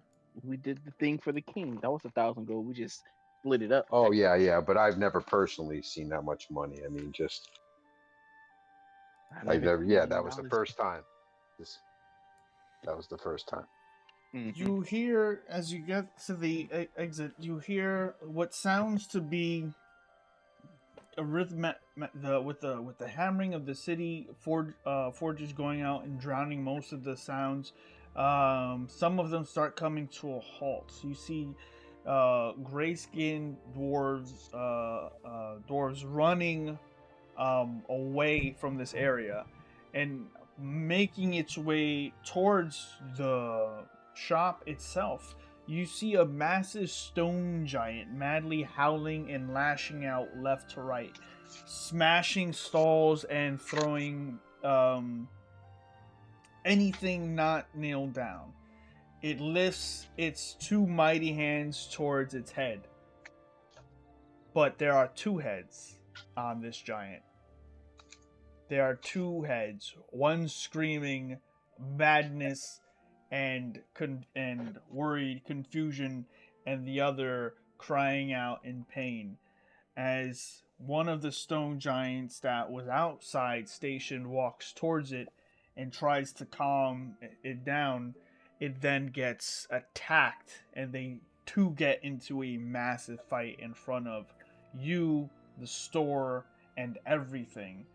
And with that, I need all of you to click on your tokens. I'm going to bring your tokens up. Dang it. Why isn't Aurora here to use calm emotion? Calm emotion. That's Actually- exactly what I was thinking. Yeah, I actually was about to put her thing on the map and then forgot she's not here. that's exactly what I was thinking too. I was like, damn. This would have been a perfect time. Yeah. Yeah, could be. Could. Yes. Yes. Dun, dun, dun, dun, dun, dun. God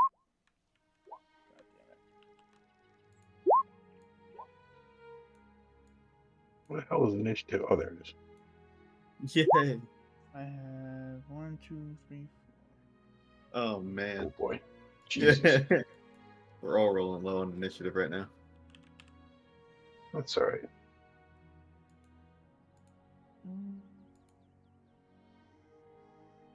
There we go. Ray.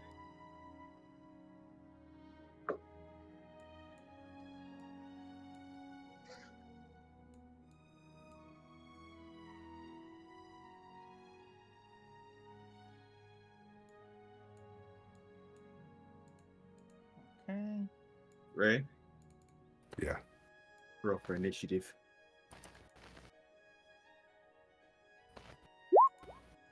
Fucking Christ. We all just rolled low. So, Let's shut the garage door.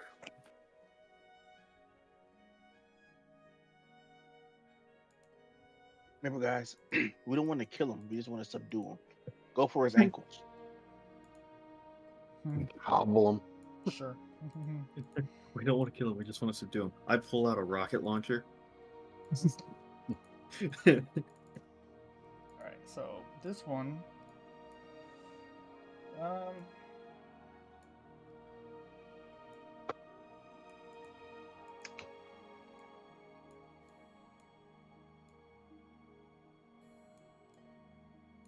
So it's not, nothing here is going to be to scale. Just giving you guys some some context for Which one's the two-headed crazy one? I know, right? I think didn't What- load it, so I gave the The one red, the one with the red dot. Oh, okay. This one. red Okay. dot Yeah. and a skull on him. He has Cool, two. cool, cool. So you see, that you are all. Where is it? You are all coming out to this commotion as people are running around in madness trying to get away from this creature. You see the two-headed giant immediately lock into combat with this stone giant. With that happening, the maddening one seems to have a bit of an advantage in strength and is pushing back the the regular looking stone giant. With no weapons in hand, the rampaging giant then pulls from behind him a stone mallet and smacks it against the stone giant in front of you, pushing him back, and he almost falls over on top of the four of you as he comes back and just wipes the blood from his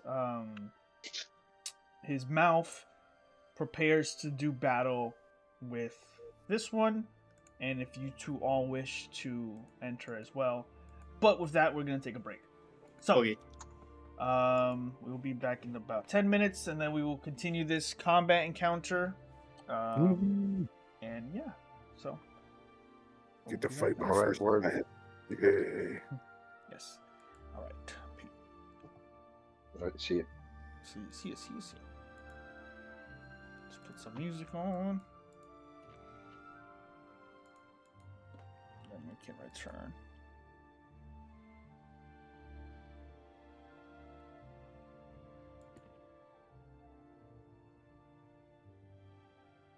I'm thinking of so many cool ideas, but in my head they're going by like an anime, and I'm like, I can't fucking do that. I already know what I sort of want to do. Oh, I'm about to do something so uncharacteristic to hell. I'm gonna ask like, how far away am I? Like, if I'm 30 feet, I'm chucking Ricochet. I'm running, chucking Ricochet with the bonus action, bring it Yeah. back, and then slicing it with my regular action. Hell yeah. I'm going for those cankles. The cankles, baby. I do kind of wish we had that calm emotion, because I think like that's the thing we could have done. Gracklstugh, the city of blades, it's called where gold is king and the weak are appalled. The forges roar with a dragon's breath, crafting steel that flirts with death. Axes and shields, swords to defend, wrought in fire where no kindness bends. Clang, clang, come if you gold, if your coin's enough to buy their steel, both sharp and tough. No compassion dwells in their iron gaze. Honor and trade set the Dorgar's ways. The Dorgar toil where the embers glow, in shadows cast by molten flow. Once bound in chains by a mind's cruel grip, now masters of craft, they let no power slip. They hammer their pride with every strike, each weapon honed for war's fierce spit spike. But step without coin, tread without care, and the city of blades will strip you bare. Gracklstugh, a sight to behold, its walls of iron, its heart of gold. A mighty city where dragons breathe, where steel is born and secrets seethe. No equal lies in this cavern grand, protected fiercely by Dorgar hands. They guard its honor, its glory untold. A testament strong, a city bold. Clang, clang, come if you've gold, if your coin's enough to buy their steel, both sharp and tough. No compassion dwells in their iron gaze. Honor and trade set the Dorgar's ways. The halls are dark, the air is thick, with trade and smoke the dealing's quick. Gold buys trust and wealth earns respect, but a heart of greed they'll not protect. So bring your business, your riches, your trade, but leave your pleas, no bargains are made. Come one, come all, or turn away. Gracklstugh steel has no room for play. Clang, clang, each strike stronger than before. Come if you've gold, if your coin's enough to buy their steel, both sharp and tough. No compassion dwells in their iron gaze.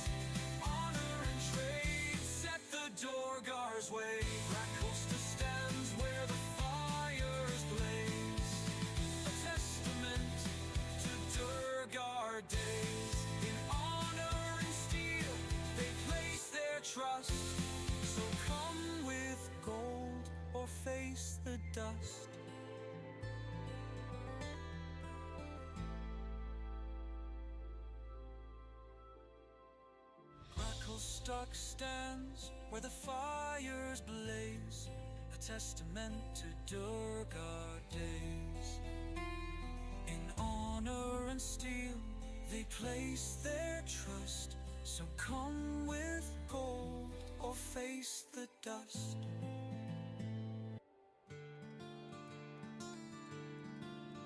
In the heart of the Underdark, shadows deep, lies a city where no kind heart shall keep. Gracklstugh, the city of blades it's called, where gold is king and the weak are appalled. The forges roar with a dragon's breath, crafting steel that flirts with death.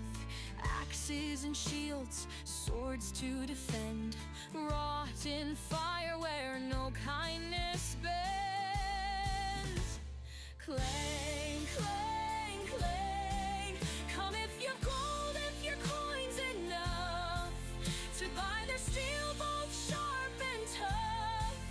No compassion dwells in their iron gaze, honor and trade set the Durgar's ways. The Durgar toil where the embers glow, in shadows cast by molten flow. Once bound in chains by a mind's cruel grip, now masters of craft, they let no power slip. They hammer their pride with every strike, each weapon honed for war's fierce spike. But step without coin, tread without care, and the city of blades will strip you bare. Gracklstugh, a sight to behold, its walls of iron, its heart of gold. A mighty city where dragons breathe, where steel is born and secrets seethe. No equal lies in this cavern grand, protected fiercely by Durgar hands. They guard its honor, its glory untold, a testament strong, a city bold. Clang, clang, clang, clang, come if you've gold, if your coin's enough to buy their steel both sharp and tough. No compassion dwells in their iron gaze, honor and trade set the Durgar's ways. The halls are dark, the air is thick with trade and smoke, the dealings quick. Gold buys trust and wealth earns respect, but a heart of greed they'll not protect. So bring your business, your riches, your trade. Believe you please, no bargains are made. Come one, come all, or turn away. Gracklstugh steel has no room for play. Clang, clang, clang, each strike stronger than before. Come if you've gold, if your coin's enough to buy the steel both sharp and tough. No compassion dwells in their iron gaze, honor and trade set the Durgar's ways. Gracklstugh stands where the fires blaze, a testament to Durgar days. In honor and steel they place their trust, so come with gold or face the dust.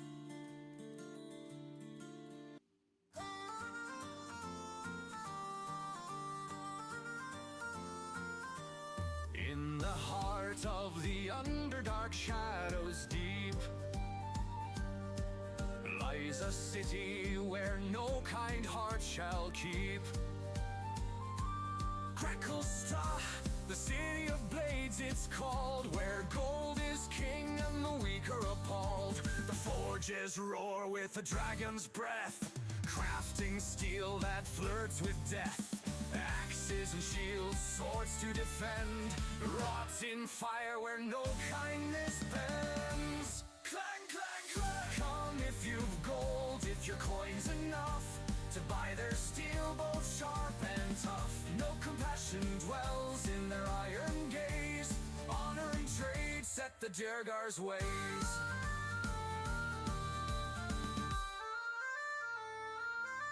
The Durgar toil where the embers glow in shadows cast by molten flow. Once bound in chains by a mind's cruel grip, now masters of craft, they let no power slip. They hammer their pride with every strike, each weapon honed for war's fierce spike. But step without coin, tread without care, and the city of blades will strip you bare. They'll strike a slow, majestic beat. Gracklstugh, a sight to behold, its walls of iron and its heart of gold. A mighty city where dragons breathe, where steel is born in secret seethe. No equal lies in this cavern grand, protected fiercely by Durgar hands. They guard its honor, its glory untold, a testament strong, a city bold. Come if you've gold, if your coin's enough to buy their steel, both sharp and tough. No compassion dwells in their iron gaze. Honor and trade set the Durgar's ways.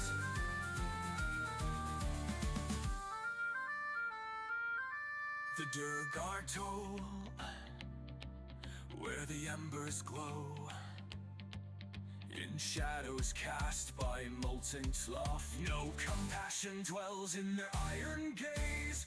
Honor and trade set the Durgar's ways.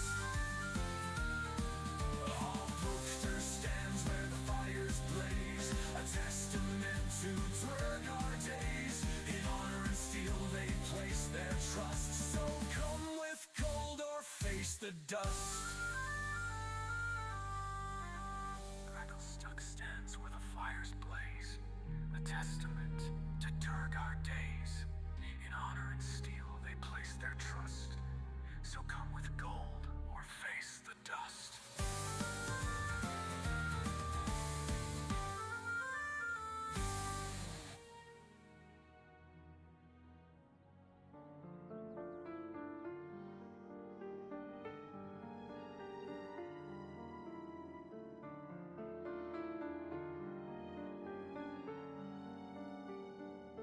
My whispers, my song, are here to join the melody.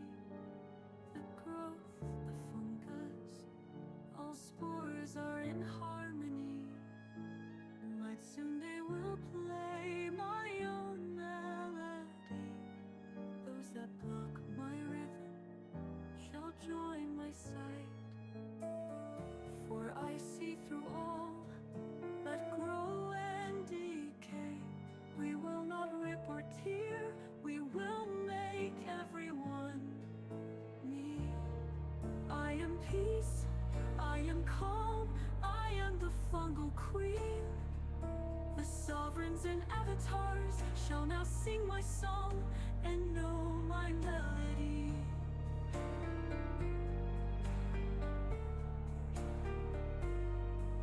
Come one, come all, sit with me.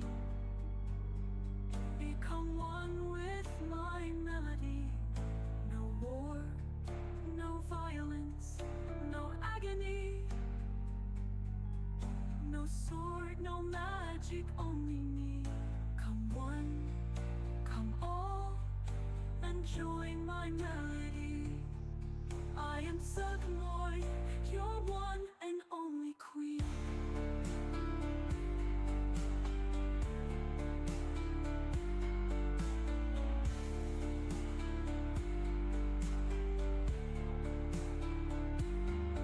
I am peace, I am calm, I am the fungal queen. We will not rip or tear, we will make everyone me. I am peace, I am calm, I am the fungal queen. We will not rip or tear, we will make everyone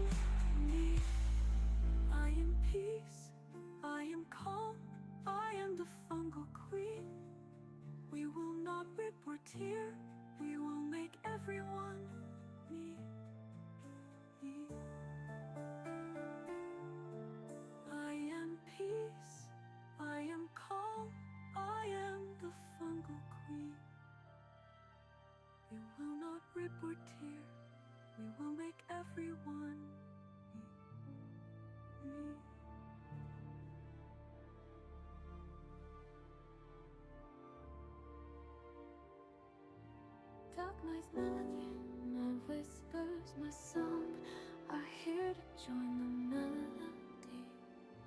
The growth, the fungus, all spores are in harmony. But soon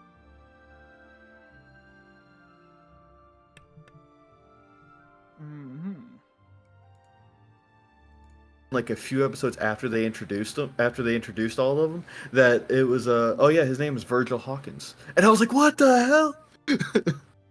Y'all think y'all slick for that. I was like, you bastards. I remember there was that challenge that was going around. It's like name a comic book hero whose main power isn't lightning. Static shock. I'm just saying, with the right Takel's going, just give him Tensor's floating disc. He can be Static Shock. Oh yeah, Static Shock for sure.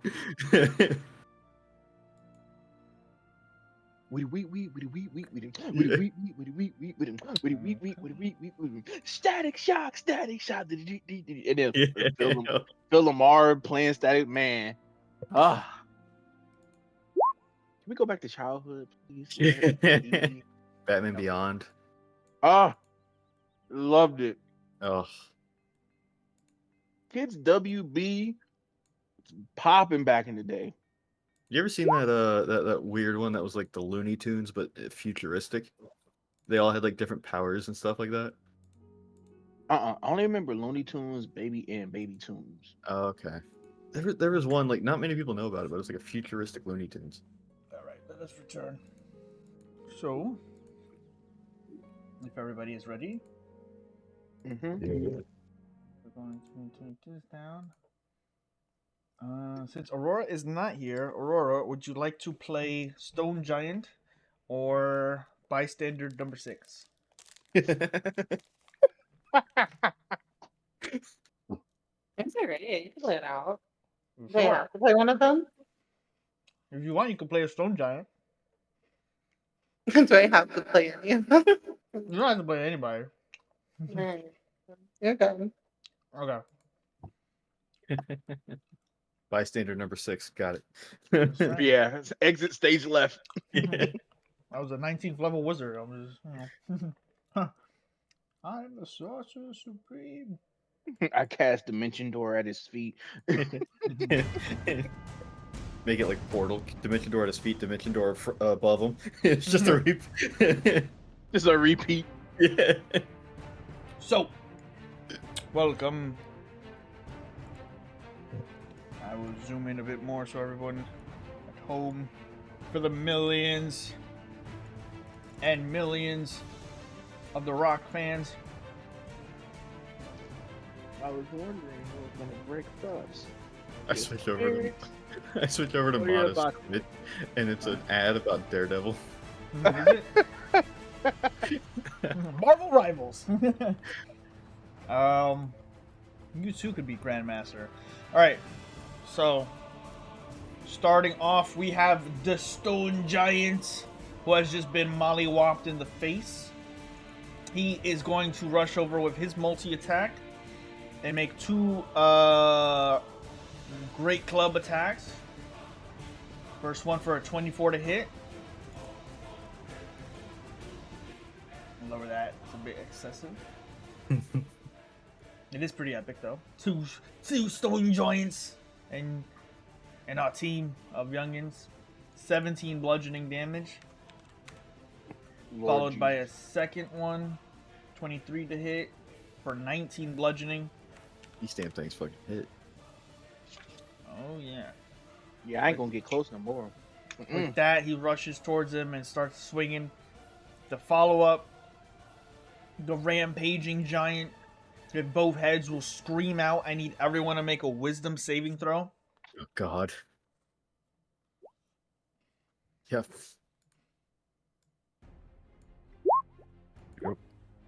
Wisdom. Love it. What's up with all this screaming? Everyone has a point of madness. Oh man, he brought it back. No. Sure about that Dawnstone.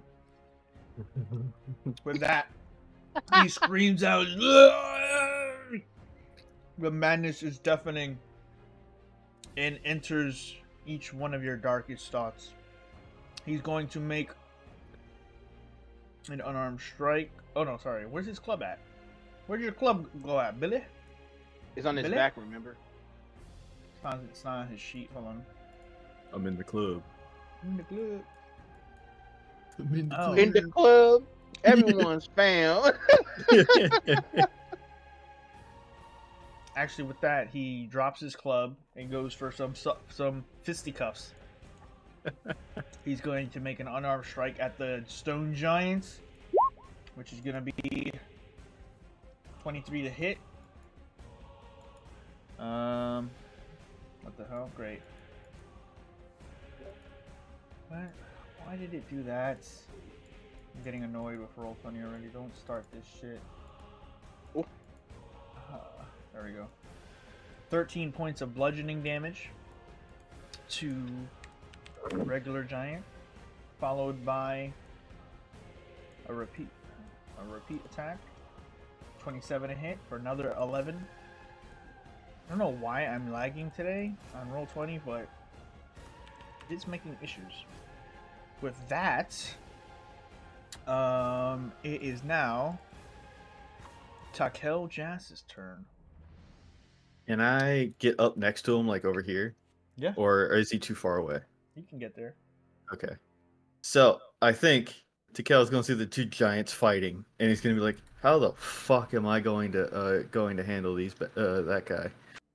Not knowing what the fuck he's going to do, and from like the stone in his arm, it starts to glow, and out comes mirror images.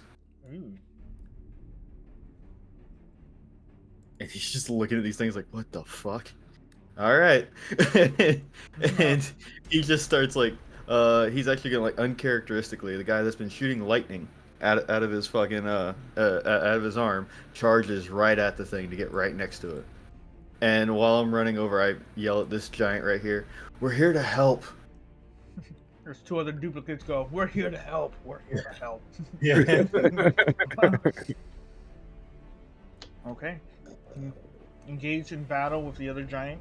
He sees three little drow run to his aid. You get in flanking position as your two mirror images appear.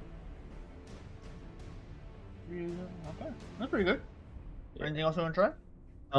And also with my guardian armor that I have instead of my infiltrator, whenever he's right next to him, he's gonna look up and he's like, "Oh shit!"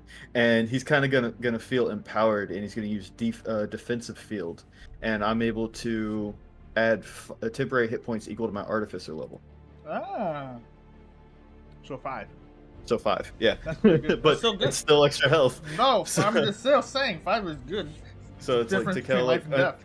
Takel uncharacteristically charges at the damn thing, and just is looking up at him, but feeling empowered with two others of him around him, and he's just like, "All right, let's fucking do this," and that would be it. Perfect. Ray, you've been drinking a lot because there are now 3 Takels running at a giant, whereas you are in the back. Seeing him run that way, I'll bonus action rage. Get that out of the way. And both claws come out. And I run right next to him. If there's space, wherever space may be. I'd like to be in between the two giants, but that's beside the point. Okay. Watch the low-hanging fruit.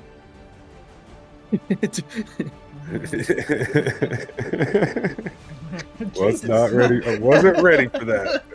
Oh, in yeah. more ways than one.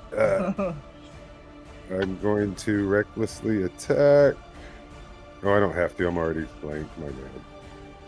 But either way, 23's hit. That'll hit. Go ahead, roll the damage. Excuse me. Roll the damages. Are you doing non-lethal or lethal? Are we knocking this thing out, or are we actually killing? I don't know no better. Okay. Go to sleep, go to sleep, go to sleep, go to sleep. Yeah, and my second attack also 26. Definitely hits. Back at it again. 13 more. Oh man, didn't put my rage on it, so technically that was 15 on each one of those. Oh, that's fine. 4 more? Yeah, that's Or it. 4? Okay. Yeah, that's it. And that's my turn. Look over at Tikel and be like, if he swings at you, I'm gonna try my wings. Nice. Okay. So Bugbear, number 1, jumps forward. And we have Kref now. You're up. Am I roughly 30 feet away? You can make it, yeah. Okay. So I'll run by, and I'll shout in undercommon to the giant. I'll ask him, friend or foe, and I'll just sort of run, and I'll throw my ricochet sword at the giant. I'm going for his tendons in the back of his at the back of his feet. Okay. Like Are his you heel. are you asking if the two-headed giant is friend or foe? Yeah, I'm asking the giant that's fighting the two-headed giant. Is he a friend or is he foe? I know what dude I am. But I mean, you call it out in the middle of combat as he's struggling and seeing all the little one folks jump to his aid. He goes, friend, bring him low. Understood. And so I'm gonna throw ricochet at the back of his heel with the tendons are right there. Okay. Do I get advantage because they're flanking? Yeah. 16. 16 will miss. Oh, You chuck it, and you're just like, perfect. Yeah. And you just hear someone go, ah! I'll keep running. Bonus action, call it back to my hand, and then make another strike at him. Okay. Same spot. All right. You whoozing. Wow, another Return it. 16. You throw it again. You hear another guy. Come on! Well, no, I didn't throw it, but I'm striking just like a regular attack, Okay. and I miss. Yeah, Perfect. So first miss, second miss. gotta love it. You don't hit your mark. It is a hefty creature. You're trying not to get stepped on because that is a flat foot. You will not survive. With that, it will be Orgoth's turn. It seems like I'm totally across town here, but we're Go. close enough to get involved. Yes, sir. All right, so I'm going for his feet with the hammer, which is kind of shitty, but we're trying not to kill the guy, so I'm just trying to knock him down and stop him from going crazy. Okay. So just try to hit him with the hammer, I suppose. Okay. A 15 does not hit. Oh no, I get the advantage though, so 24. 24 will hit.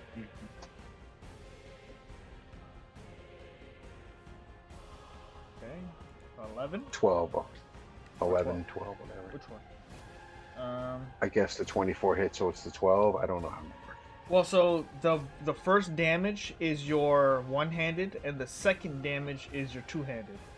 So, I only use the one-handed because I have the Yeah. shield, so it's Yeah. 11. Gotcha. So how I kind of Oh, do I it is see I'll hover over it and I'll see the 1d8 and then I'll hover over the I other see one what you're and see saying. 1d10. Yep. So then Yeah. that's kind of how Right I on. make it out. So it's I always use one-handed though, so it's okay, 11.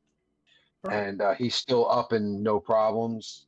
Oh yeah, you all start striking when wailing at him, and these little ones from the side. You guys are taking some giving him some, doing a decent amount of damage, and he's just going crazy and just now trying to go.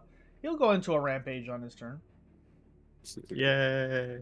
All right, well he's going to take another shot at his leg or his knee or something like that, and a 22.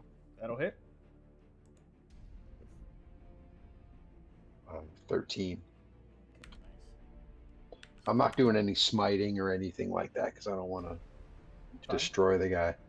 You guys have done a good amount of damage so far as you start getting in and you start hitting at his foot and his ankle, and he's getting pushed back on all of you with his other kin engaged in combat with him.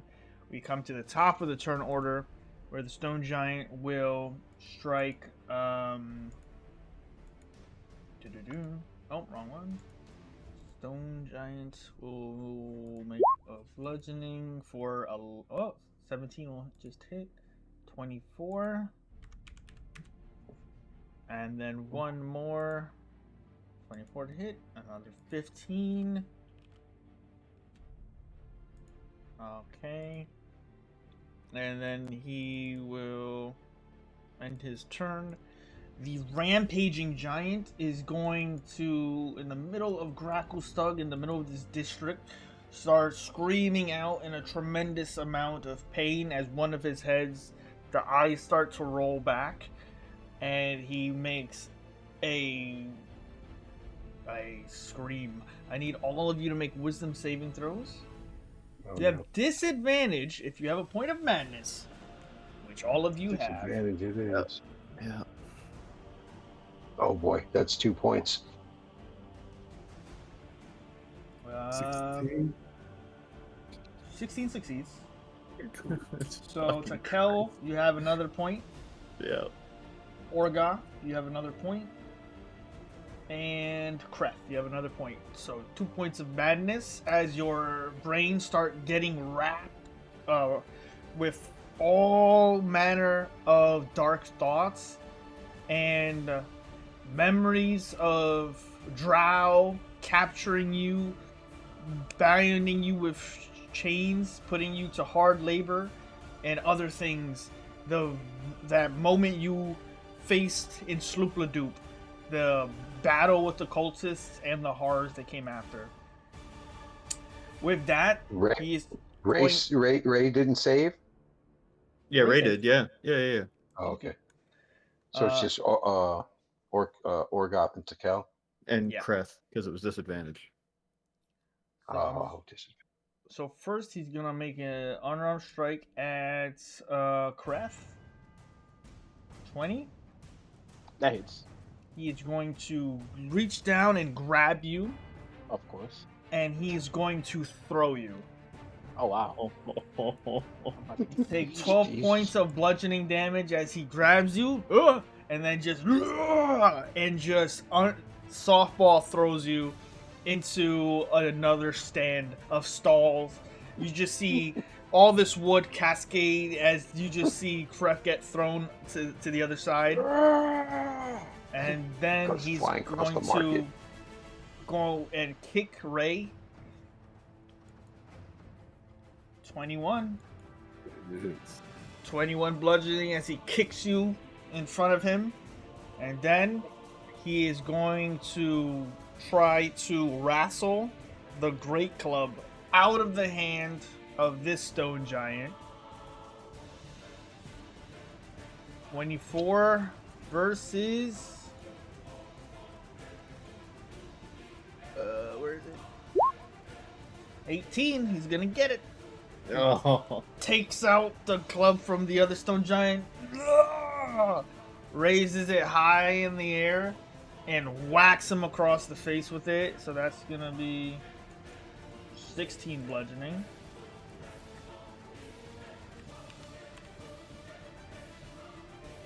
And then he's going to look at all of the view beneath him and prepare a big old baby roof swing at the next motherfucker it sees. With that, it is Takel's turn. I think with the madness that's going on, the thoughts of like him, like everything that they've been through, and like the drow capturing him and all that kind of shit, and then seeing Kreth get thrown fucking into some stalls. Takel's just gonna be like, all right, you know what, fuck it, and he's just gonna throw a punch at him. Okay. It's gonna be my thunder gauntlets. Break his knee. I guess 11 doesn't hit. Yeah. Justice tackle. Yeah. And 23. You mean a natural 20? Oh yeah, natural. That's right. Yeah, 20. natural 20. Yeah. So with that justice tackle movement, Ryder. Go ahead and roll damage. I think it's like I like to think like he goes to throw the punch and he's like, what? It didn't fucking land or didn't do anything, and so it's like with his other arm he goes to throw it, and it's called Thunder Gauntlets because it deals thunder damage. So you just see like his arm and like these like streaks, almost like a sonic boom coming out of his arm to go fucking hit it. Nice. You see the And shockwave. That's 8 damage from that. Ooh. But what really does it is he now has disadvantage on on hitting anybody else besides me. Ah, okay. So Yeah. you pull out the fist, strike into his thigh, or as high up as you can into that calf. Probably is how hard you can actually get. The shockwave pushes out this like O-ring of force as you all hear a thunderclap in the Underdark from Takel as the creature gets pushed back about 5 feet and then looks down and he's like, "You." Yeah, and oh, by the way, it was like non-lethal because the guy said friend. I kind of was thinking that. Yeah, that's fine. I'm Yeah. marking that Okay. in my head. So Okay. yeah, and then I'm probably just gonna Ray. We gotta bring him down, but don't kill him. All right. And that'll be it. Perfect. So with Takel's punch, we have Ray. Seeing where Takel just hit him, I'll put my battle axe away, object interaction, and then just start whacking at him with my claws. Try to take him down. Try to hit him in the same spot. Okay. Feel free. Make me that strike. Yeah. Nat 20. Trying to bring him down.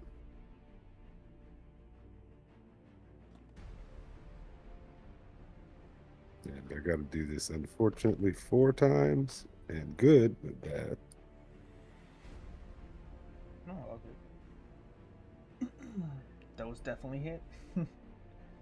So there's my first 2 claw actions right at the same spot. Trying to bring him down a knee. And here comes the second 2. Those miss.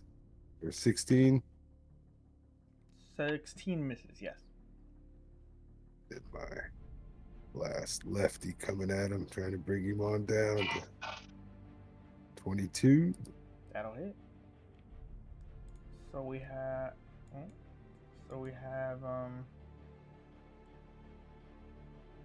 Yeah, it added the rage that time too. So minus 8. And then minus 10. And then minus 9. Yeah. Okay. Nice. So 3 hits as you start striking out with your claws against the rampaging giant. He definitely is very hurt. He's very wounded. You've all been striking hard and true. He's still standing. He's still rampaging. Get down here. I would say he does drop to at least 1 knee at that at the onslaught of blows you've all just given him. Anything else? Calm it down. Okay. So he's coming down a bit. He is definitely hurt, but he's still looking for a tussle. But it is Crest's turn. So I get up. I'm getting tired of being thrown around here, and I move a piece of board out of my way from the stall. I'm gonna get up. So I was pro, half my movement, and then I'll move 15 feet. I'll throw Ricochet at his ankles, his Achilles heel. Okay. Make me an attack. 23 for That'll 13 damage. 13. Bonus action, call it back, and toss it again. 24 for 14 damage. Ooh, nice. Wait, did I just do the... Wait. How much was it, the last hit? 14, 9, 10, 11, 12, 13. Oh, sorry, 13. 13 for the first hit. No, but did I take that off of your hit points or his? Oh yeah, you took that off of mine. Yeah, I thought. My bad. I'm like, wait, I'm on the wrong token. I'm like, I that was his I save. only took 12 damage. Chris over here killing himself right now. Jesus. It's Start a over here, magical like, giant. pulling out, waiting for Mjolnir to come back. Stabs himself with it. Yeah. Okay, so yeah, the first hit, yeah, I did it. Put your hit points back then when you have a second. I took off Okay. whatever it was. Yeah, don't worry. And then I'll just like, I am not a ball. And then ain't my turn. Okay. So with that, Orgoth's turn. Oh wait, I took off 13, and then I'm supposed to take off another 14, right? Yeah, because he Okay, took 13 there for you the go. first He's attack. not 14. down yet. Remember, he's a giant. It's Boing. fucking giant. Yeah, it's crazy. You got it I down guess to a I'm taking knee. a shot at I'm taking a shot at knees, trying to get that side of the knee to take his knee out. As it becomes Orgoth's turn, one of the heads goes, "Nobody puts baby in the corner." With that, your turn, Orgoth. 22. Yes, that'll hit. Hit him in the ribs. Like Rocky 8. Balboa. 8. For 8 points. By the way, Mada, Take it's another shot if he's not mirror going down image yet. is 3 duplicates, not 2. Oh, 3. Yeah. Nice. 20 hits, yeah. 20. Yes, 20 hits. So that's 10. And I'm going to try to use that shield master shove move for my bonus action here to try to knock him down. All right. It's a strength check versus the target strength or dexterity check. Okay. Check or saving throw? It says check. It's a strength check yeah. versus the target check. strength or dex. Oh, it's a natural 1. Just don't roll in that one. So what do I have to do? Roll strength Yeah, strength check. Yeah. check. Actually, he had athletics. Oh, I should have used athletics. Oh, That 20. would have still been a 1. As he's reeling out in pain and distracted by all the blows, you just hit him with the fist of Tebgang and push him back as the creature falls back from its on one knee over and is knocked prone. Its feet spread out amongst all of you like a beach whale. Anything else? Nice, son. No, Orgoth just knocks him over, and that's kind of end my turn. Just kind of standing over him, like kind of happy he's down. Get your Okay. club back. With him on the ground, the stone giant's gonna look down at him on the ground and loom over, put his hand on his shoulder, and just give him the Hulk smasher. Bar. Let's see. Actually, let's see. He's gonna make an athletics check against him to try to keep him grappled. That's a 31. Oh, Jesus. Versus 31. Versus his. It's a Like 19. Like Lethal Weapon, just destroying everything around us. Just fuck it up. Yeah, he is considered grappled right now. I'm just gonna put an X on him like that for now. He is grappled and prone on the ground. And he's then going to try to put him unconscious. Let's see if he Give him the has sleeper hold. Let's see if he has what it takes. Let's see. Let's do. I'm just gonna use the unarmed strike damage and see if that's enough. 11. It's not enough. He's gonna try to put him to sleep. It's not gonna work. He will take 11 points of damage. And it will be the rampaging giant's turn. He has disadvantage on everybody except me. Okay. In this position, he is going to wail out crazily and still babbling insanity. Everyone needs to make a wisdom saving throw. Oh, God damn it.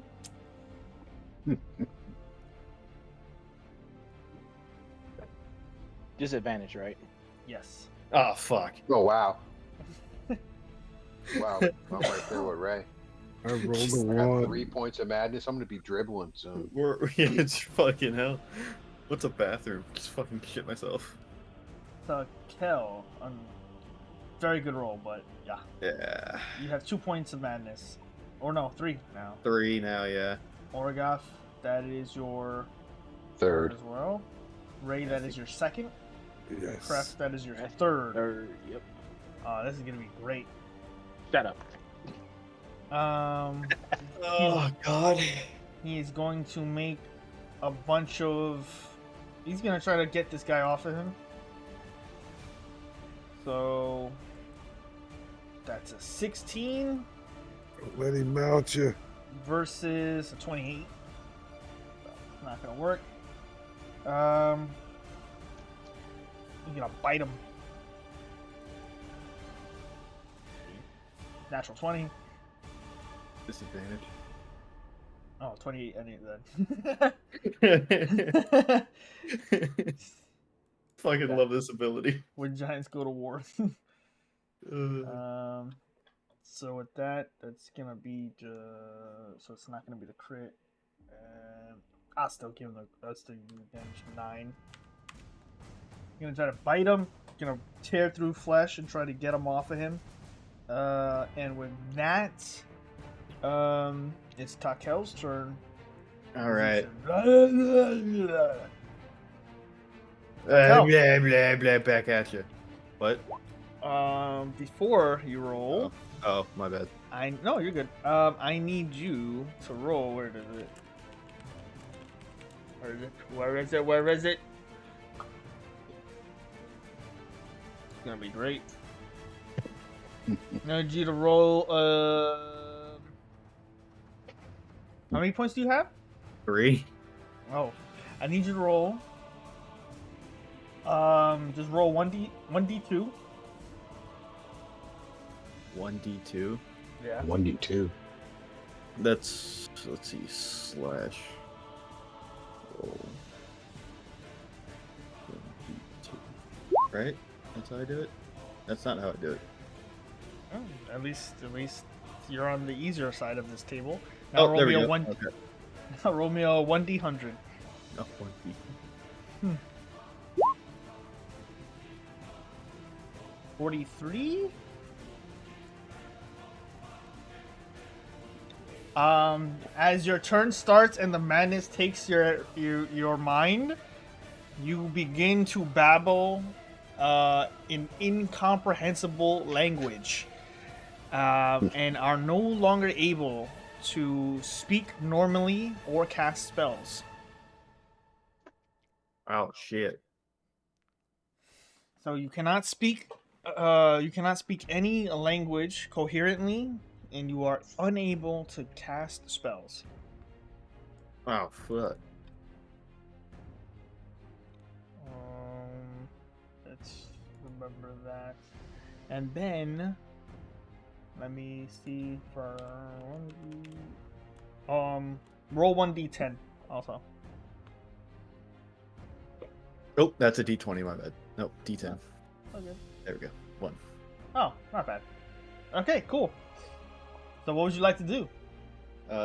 Punch him with my thunder gun. I mean, blah, blah, blah, blah. Thank you. All right. Does a 19 hit? Blah, blah, blah. 19 hits. And it's pronounced Joop Joop. Joop, joop. Joop Joop. I didn't know you speak. Never asked. I speak joop, joop. Joop Joop. Joop, joop. I don't see your. Oh, there it is. Everything. Joop, joop. Joop Joop. Yes, 21 hits. Joop, joop. And as long as I'm still hitting him, he still has disadvantage on all attack rolls. Okay, cool. So That'll be 6. That's your first except attack. against me. 6 is the 9 is the first because I rolled before I rolled all that other stuff. Oh, I see. Okay. Yeah. So 9 more. Okay.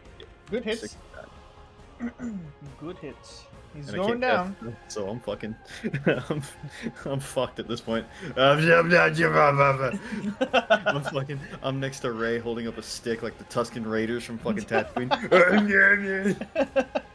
Oh man, I'm gonna send a video after this of me speaking Tusken Raider. Ray, it's your turn. I need you to roll a 1d2.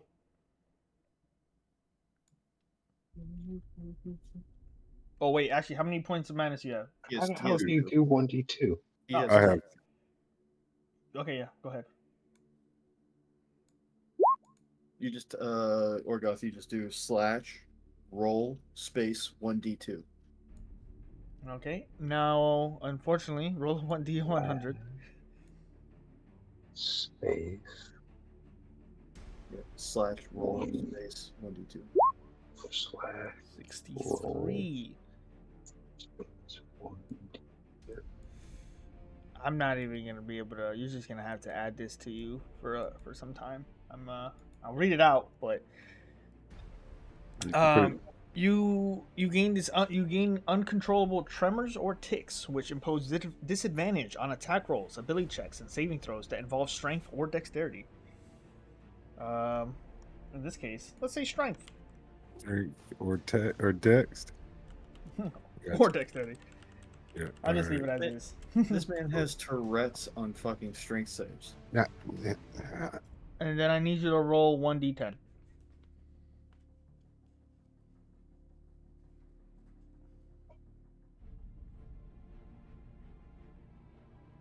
Okay. Cool. So, as soon as your turn starts, you just start, you start gaining those ticks. I look So over again- at Tikel babbling. I just start twitching and try to jump across the giants. As I'm doing it, I'm trying to basically crawl across him. Uh-huh. If that sounds correct. Yeah. Spider and, bit, spider bit. Do I have advantage on my claws still or not? Just a straight regular attack. No I missed advantage it. or disadvantage. Just take the first one. I'll get the next one right. It's fine. No, it's fine. As is. It's a 12 hit. Nope. All right, so I'm still trying to run across. I'm going to try to hit him with the second one. Didn't hit either. And then now I'm hoping I'm closer to his face. And I'm going to put my bedroll over it and try to tie his face with my bedroll. Okay. So I ran across the giant trying to stick him with my claws, and now I'm trying to wrap his face up real quick. What do you want me to roll for that one? Just a regular athletics check. At disadvantage. Basically, yeah. Like a cat. Ray starts trying to find a weak point. With my twitch, I almost had a nat 20, but a 17 is what I got. I mean, close enough. 17 will be enough. So I guess I'm standing there holding the ropes around his face with a bedroll shoved across his eyes. Okay, he's considered blinded. With that, it is Kref's turn. Kref, after you've destroyed the last Dippin' Dot stands in the Underdark. Not Dippin' Dots. I need you to roll a d2. God damn it, the Dippin' Dots. Now 1d100.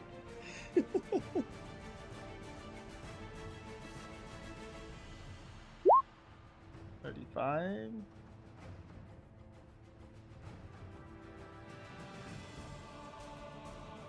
Dead. I'm gonna have to learn what the fuck this word is. By the Post it up. We'll help you What out, the man. fuck is this?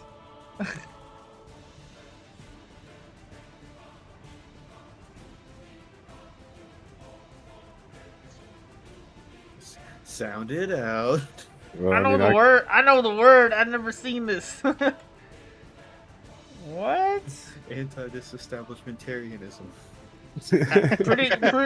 Pretty close. Okay.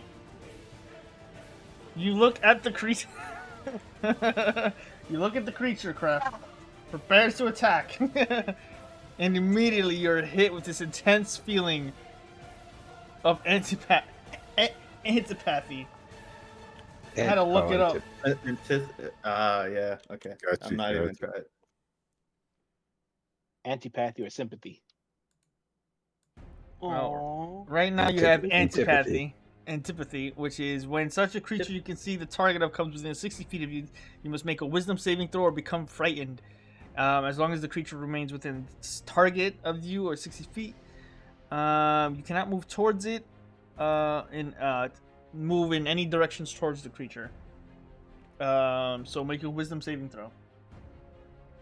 As you are now basically like as this creature is now the bane. Somebody's got to fucking. Because of madness, I still have disadvantage on it. Madness at certain levels just keep on making it easier for you to get madness, not other rolls. You're hitting the spiral. Yeah, so madness is like, okay, we got him. We got the hook in him. Now get him down. You know. And then roll a 1d10. Oh. So that's gonna be there for a minute. All right. What would you like to do now that you are terrified of this rampaging giant, the cause of the madness, and all of your horrors and nightmares put into one? Well, I mean, I just can't move closer to it, so I'm just gonna throw my ricochet at it. Sure. Make me that attack roll. I'm not trying to kill it. Now I'll just be a straight roll. Oh wait, no. Is it a straight roll or do I still have advantage? You have advantage. Well, it's prone.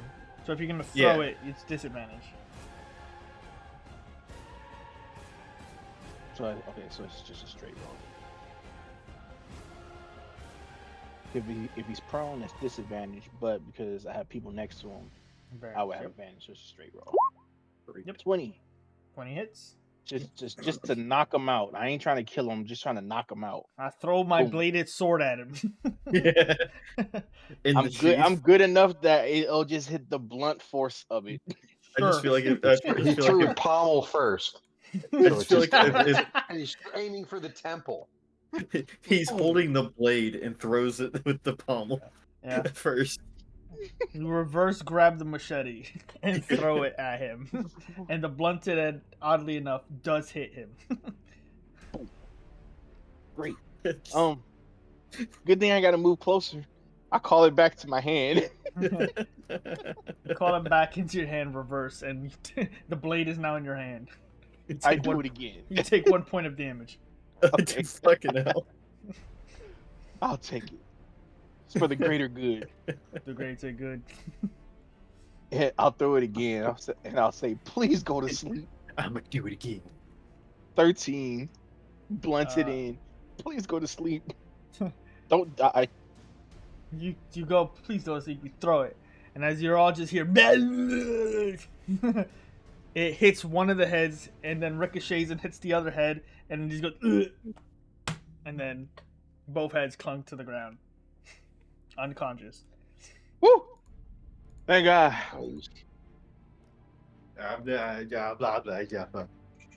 Pinball machine, let's go. Booga Thank God. I'll call it back because since the round is over. I don't want to go the Silver nowhere near Flame. that thing. Waggle so fleek.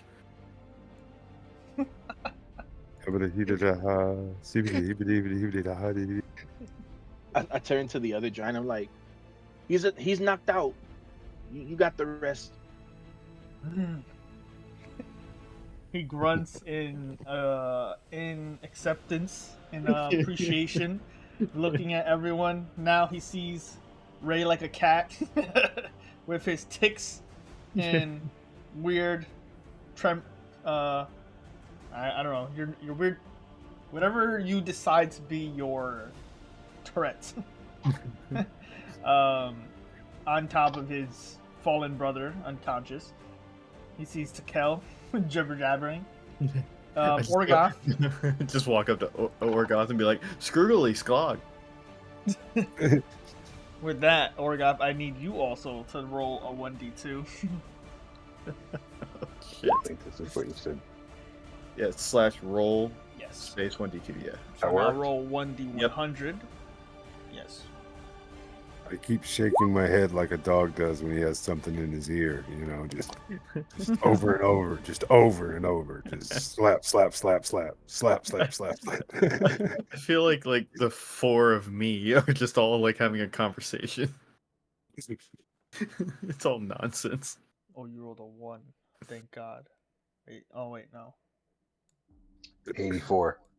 84. Okay. Rolled a 1 on the first chart. I'm like, okay. This could have been bad. Dude, the story was about to take a turn. Oh shit. I was looking at the wrong chart. Orgoth gets teleported to the hells.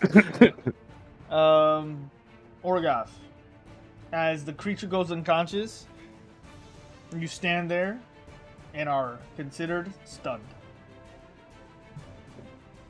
Good time for it to happen, at least. Yeah.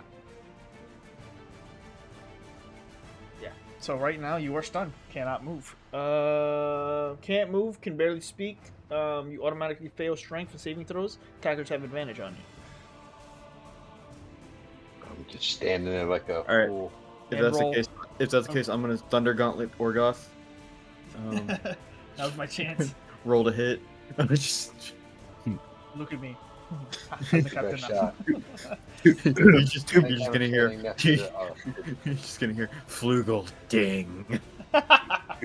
Too bad Kreth can't even run over there and grab the snail because the I was giant, like- Dang it, bro. Why'd you say that? the giant's still alive. I- You I'm- can't. the You can't get any Giants, closer. You protecting can't. me. You're scared. I You're know. scared of it.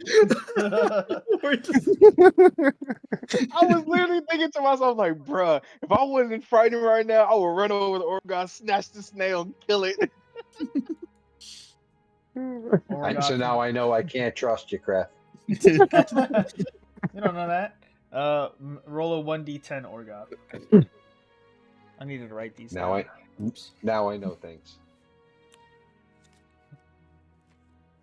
Not anymore, you don't. Okay. Alright, cool. So, Orgoth, you are stunned, staring at the creature. Sakel, you know what you've got. Blabbering buffoon. And Brutal. Kreth, you are afraid of even this unconscious creature, unable to move any closer. Oh my god, And he's terrifying. he's like the troll in Harry Potter. Just sleeping. Follow him. My rage goes away, and I sit down and start trying to scratch myself with my foot up on my ear. Just smack, smack, smack, smack. This is perfect. None of the competent people can talk to the stone giant. Great. The giant will look at the group and go, "Well met." Dang. Can you just take him away, please? I just look up Dingleberg. The confusion in the stone giant settles in. You are brave. As I'm shivering Hmm. like a chihuahua. He looks over to the paladin clad in iron, and it's just one of those just like TikTok, Instagram reels who's just like just the darkness behind Orgoth, the glazed over face of like stoicism. Nobody's home, listening to like 3 Days Grace. This dude's like, what the fuck is going on? Thin Man in Wizard of Oz, just kind of like clanking there, sitting there, clanking. Oil can. Can't move. in a mixture of common and goblin, I am like, we did good. We did good. We did good. We did good. Yeah, and Chris is get him out of here. Good. Gold come with this. Do we need to anything else we need to do? Goblin. I mean, I would like to go back inside where we were shopping. As long as I stay away from him, I can do anything. Right. No crazy you. If you need any further assistance within your time here, you are welcome to call upon us. leg Thank trick. you. And then he's going to grab the body heavily and bring it over his shoulder. I sort of run the opposite direction. Ah! He does go towards you, Crash. He's like, walk deliberately. just, what the fuck Let this me. guy I do? gotta tell you one more thing before you leave. He can't understand you, dude. I know. Yeah, that's the greatest part. As he starts marching his way down, other stone giant in hand. You two are here, watching as he Heck, I'm brings away. him towards Carngorm. Oh, that's so much better. I smack Orgoff. Wake up! Come on, dude. We gotta go. Am I awake? Can I move? No. I'm standing. I'm like, nope. So I talked to Or. You can't move at all? No, he's paralyzed. Petrified, stunned. Okay. Come on, big fella. I And I carry you over my shoulder. was about to say, I'm gonna look at point at Orgoth. Just guide me down the street like I'm out of my mind. I'll grab Bruh, the you're other heavy. side. I'll grab the other side. Thank you, Lord. Lay off the heavy armor. He says that. Takel's just gonna look down at his armor and just be like, Flingle Doog. Fling will do. Meanwhile, back at the Wandering Coin, Aurora is praying on her hands and knees to her deity for peace and guidance. So, Aurora, if you are here, how is your prayer going? Okay. With your time here, you find that you get a bit of the rooms here are quite. They're not that low ceiling, but it is a bit tight in these quarters, as there is no consideration for if you are big folk, as big folk don't come here.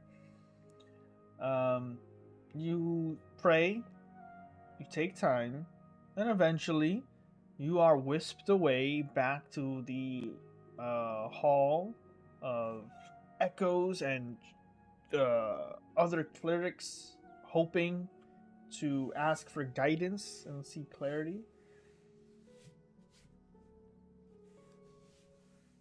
I want to gain more proficiency in religion. Okay. So as you gain some time here, you have a lot of time between when everyone left and whenever they eventually return. You take some time to commune with the other clerics here, and you learn a lot about the other pantheons that are here, and you learn that aside from what you've been taught by the other high elves and about Corallan, you learn that many of the divines here, this sort of nexus that you're in, each of the divines shares these nexus halls in order to. What's the best way to do it? to share in their sort of recovery phase. Many of the divines that partook in the Dawn War are resting, regaining power based on the followers and their devotion. The more devotion, the more followers, the more strength they can recover. The many centuries that they have been resting. I would like you to roll me a wisdom check.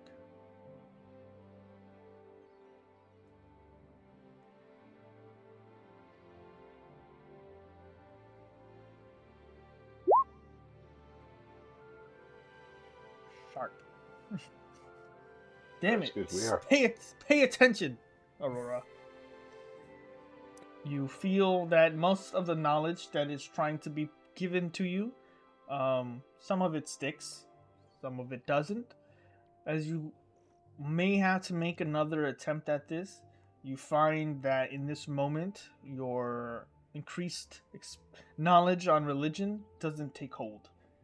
But you are still here, and on your return visit, you are still granted to ask one question, um, with an almost perfect answer. What would you like to ask? Mhm.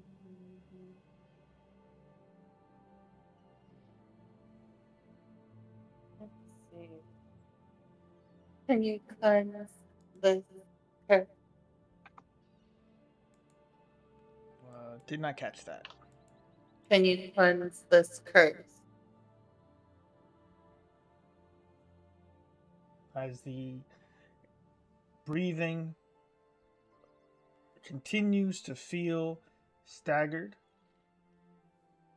you still feel the presence, and you feel a long drawn out yes.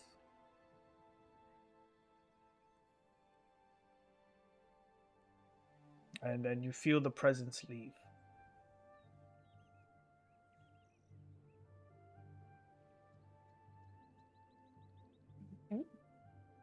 Can am I near that room again? Or no?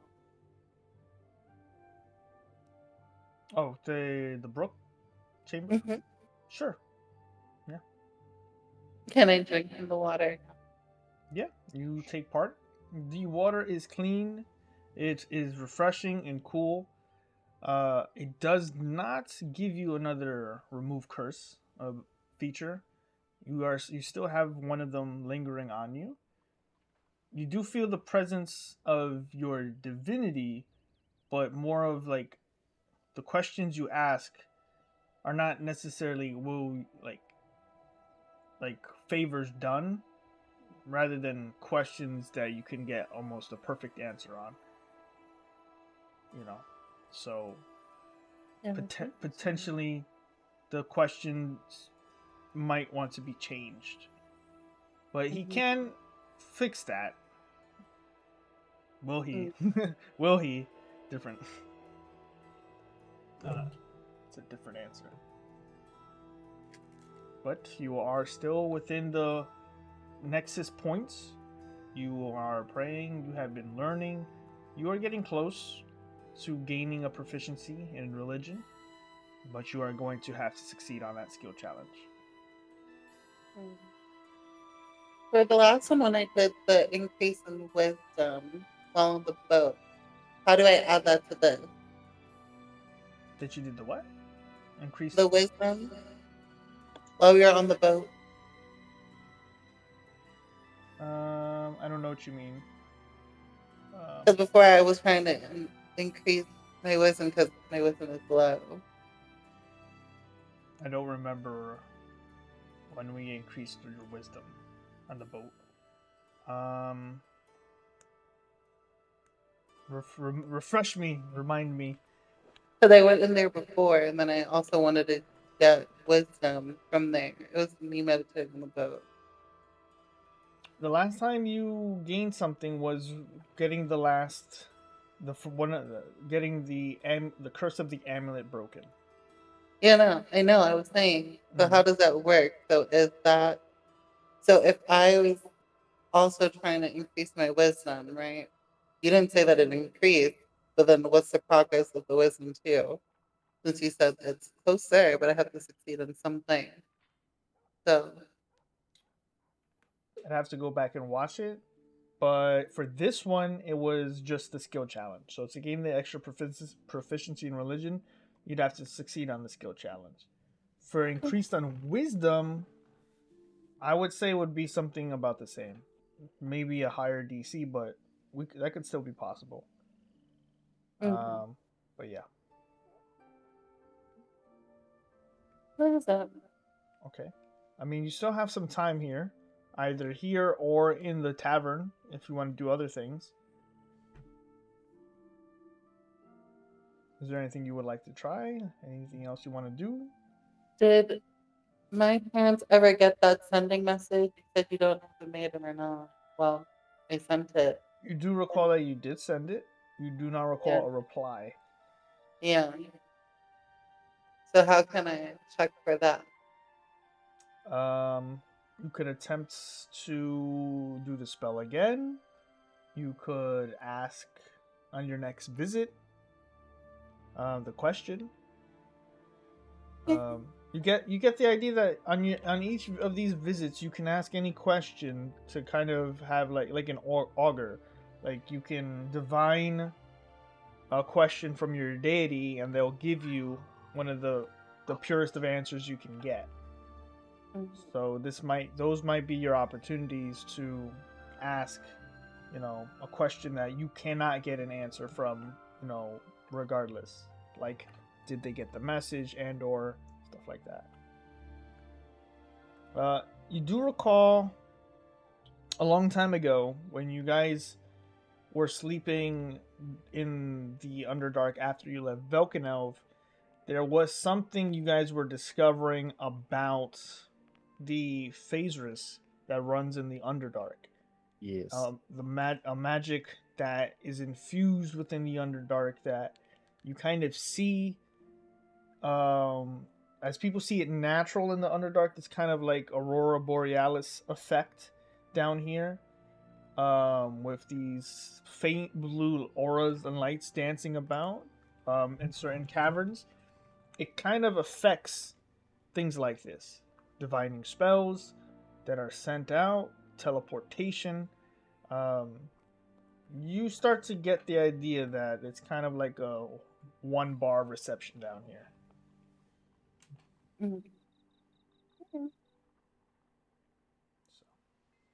Okay. So with that, we return to our bumbling, babbling bunch of baboons. Big Froggle. We made a pub crawl on accident. So, with all of your various bits of madness, you are all standing in the middle of the district as guards start to enter and look about at the commotion that has just taken place. Look over at Tikel, even though he's a mumbling drow, but just start fixing some of the damage. Make it look like we're just working.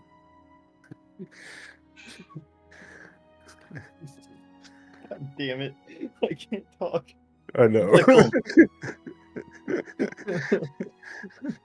You can still understand, I hope. As you guys are dragging the Tin Man down the street, a handful of Duragar have people pointing their fingers at the group of you, as well as making mimicry and mockeries of what happened.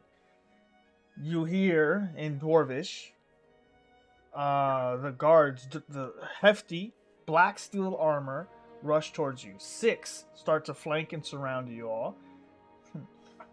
You! State your business! What happened here? A crazy running giant ran through, and another giant was fighting it, and then it just started destroying the district here, and we decided to help the best we could. And then now we're just heading to the tavern to get a drink afterward. Make a persuasion check. Can you get advantage if I go flickle trip? No, I'm You kidding, have I'm kidding, I'm kidding. disadvantage. Yeah, just, yeah. Flickle trip. Hey, that's a perception. God That's damn perception. Damn it. He's not even looking at the guard. it. That's more like Looking at the group of you all, he looks at Orgoth and goes, "Is this true?"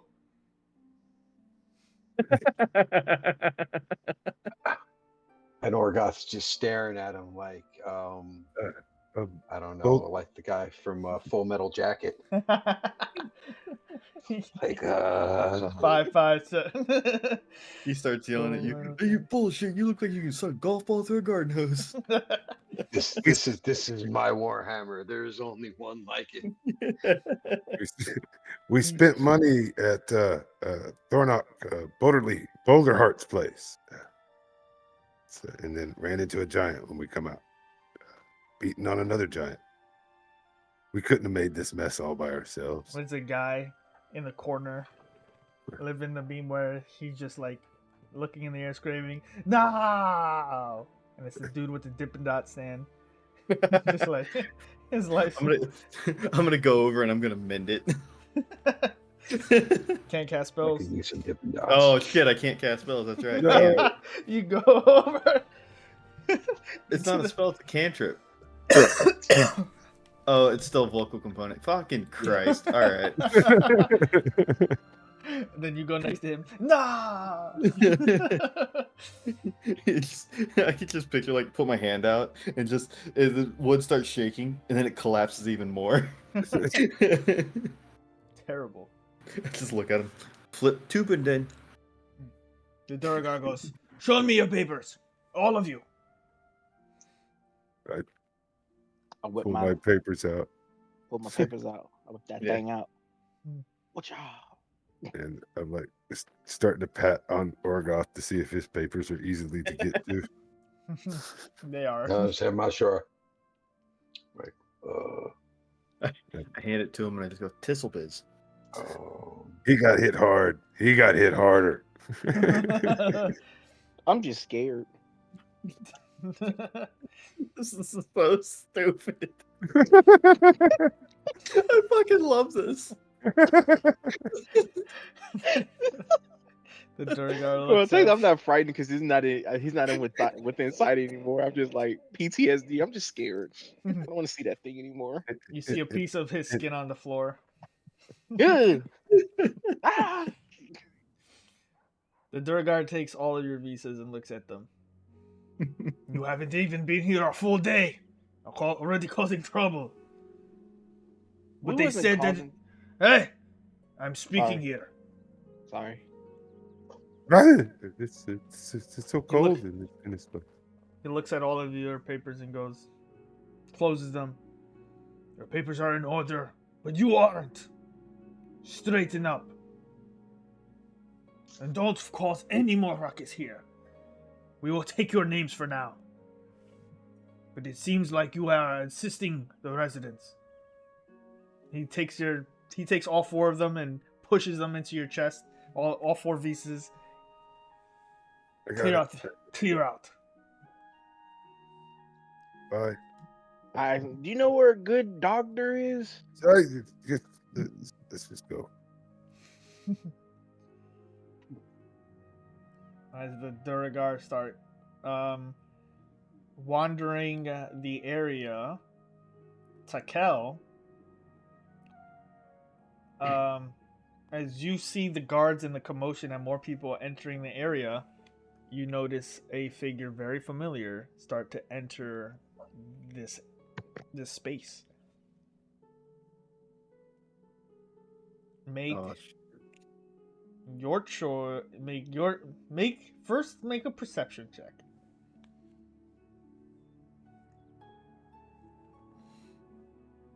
Damn it. You see a dark hooded figure or figures starting to enter the area. familiar, but you can't place where you've seen them before.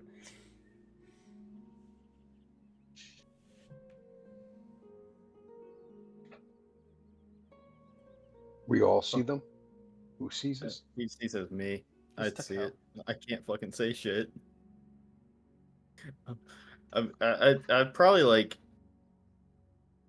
touch Crest, be like on his shoulder or something, and just kind of like subtly point and just be like Tissel Frizz.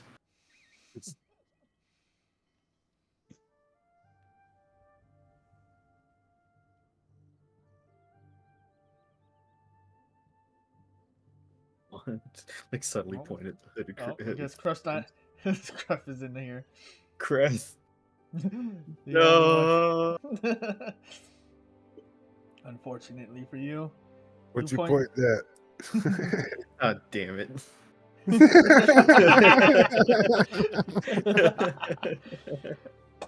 I would like the four of you, Oh no. not including Orgoth, to make stealth checks. Orgoth, you automatically just fail. Yeah, he's not about to do anything stealthy, that's for sure.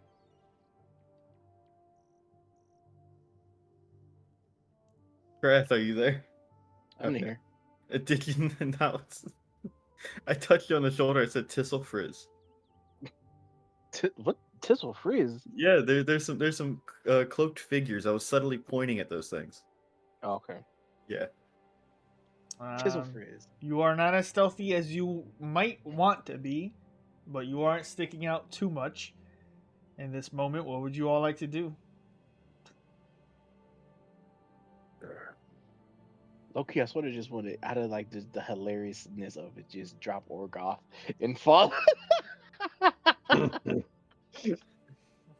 Or this is okay. I'll go get help. You stay here. Yeah. I'm gonna stay here. I Sitting on the tapped curb. to kill on his shoulder. Thistle Frizz follow? I'm gonna shake my head.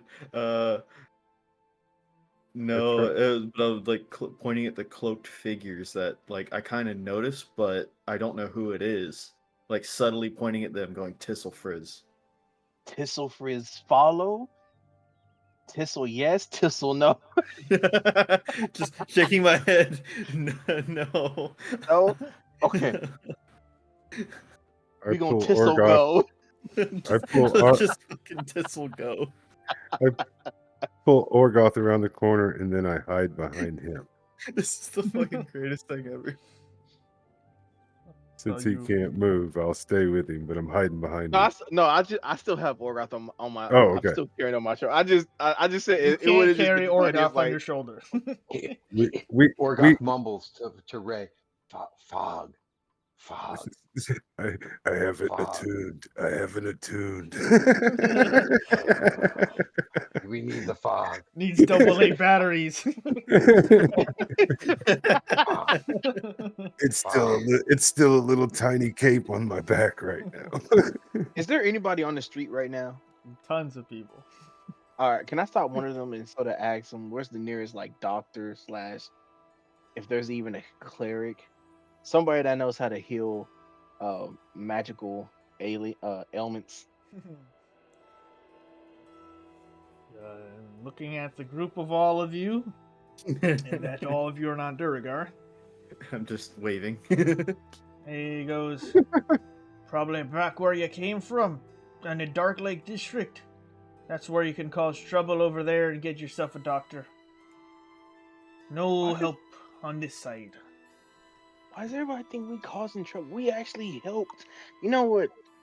I'm not gonna say anything. Let's just go talk to Jaros, guys. Yeah, Just try to walk around these guys. yeah. Come on, Ray. Let's pick Orgoth back up. We're weakening at Bernie's enemy right now. Orgoth, in the middle of them carrying you, you realize you are now no longer stunned. It is your choice whether if you want to let them carry you the remainder of the way. Oh, this man's gonna be a I swear to God. No, he starts stumbling as you guys are walking him, and he's starting to get his recollections back together. He's like, "Oh, thanks, thank you guys, thank you." Oh, finally, my armor's dying. Yeah, You heavy. I eat a little too much. Yeah, it's a good workout. Your armor's a little too much. That shield heavy. Yeah, That's why I don't wear armor. yeah. I just keep going. Yeah, it's a little heavy. Yeah, I eat a little too much. Yeah, it's a bit much, and I am hungry. You should try pants. Yeah, we could go back to the inn. So Let's stay away you're- from those guard types. Let's stay away from those Yeah. papers, please Ungrateful. types. I don't like that. Yeah, he didn't seem to get that we were helping. I couldn't really say too much. It just seemed confusing. Stay away from DeKel's pointer. Pickle dog. Yeah. Pickle dog. Devil dog. Bibbly boops. Spidley's battle. I'm pointing at him like, yeah. I'm pointing at Orgoth like, yeah, he gets it. I'm right there with you. with that, you all return towards. But I want to pass by the Dippin' Dots. You know, This is Oh, the just coin just is look at over the here, right? devastation, and then keep going. So we just kind of make our way back over to the coin, right? Yeah. Yep. One of us is really incoherent at this point. You make your way back to the coin, the flipping coin, the wandering coin. And you are safe in the tavern. Music is going, and with you all in the tavern, let's put on some of the tavern music. I think I probably spent about 5 or 10 gold because I can't hold the beer. I just keep shaking it so hard with my twitching that I can't even take a drink. I just keep buying more beer, but not even getting drunk, kind of getting upset. Just on my way there, I'm walking next to Crest, and I'm just going, Friggle dork, ding talk is he? just absolutely talking incoherently. Strap toy.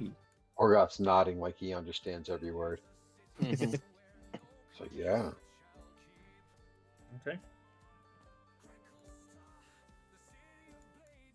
When is this Twitch gonna end? I'm not gonna be able to drink until this ends. So, with you all now here in the tavern, what would you like to do? Getting drinks, eating food, partaking in a very filled tavern of people now talking. I'm telling you, he had 2 heads, and he came at them with a terrible anger, roaring and bellowing, and one of them even stopped dead in his tracks and couldn't even move. Another one started babbling nonsense like the heathens of old. And the And other we one... walk into the bar. There they go, right there. There he is. He looks pretty fine to me, moving on his own. No, I saw him. He was scared stiff as an Iron Tin Man, and that's when the authorities came, and all manners of evil shook and demons and trembled from the ground. That's when I saw it. A serpent coming like fire bathing from the waters. It just keeps going.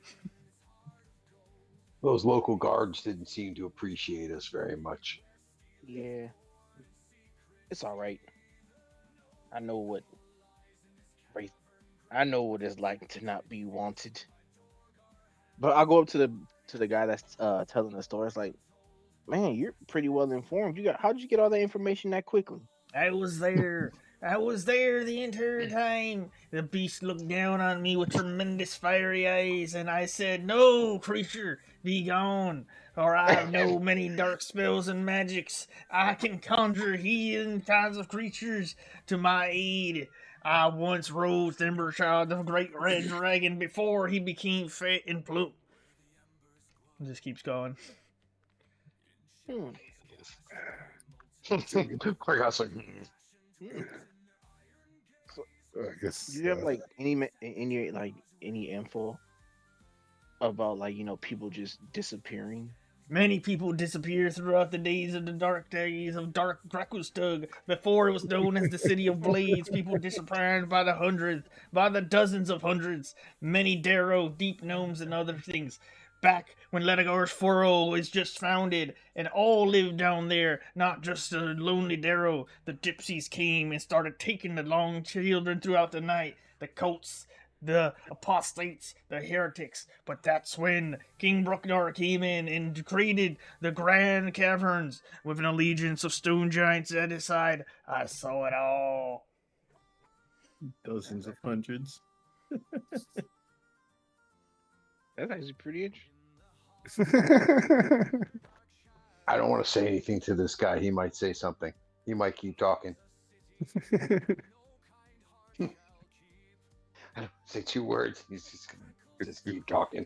But sometimes those are the best kind of people because they'll just relinquish information without them sort of knowing because they just talk so much. Back in session 4, there was a magic item underneath a crackle.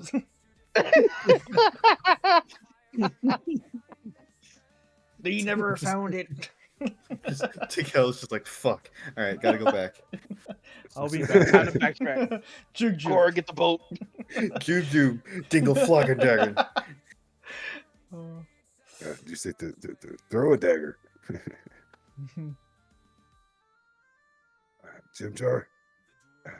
Jim Jar in. And point up. And you guys head on up. As you guys go up, you hear, beware!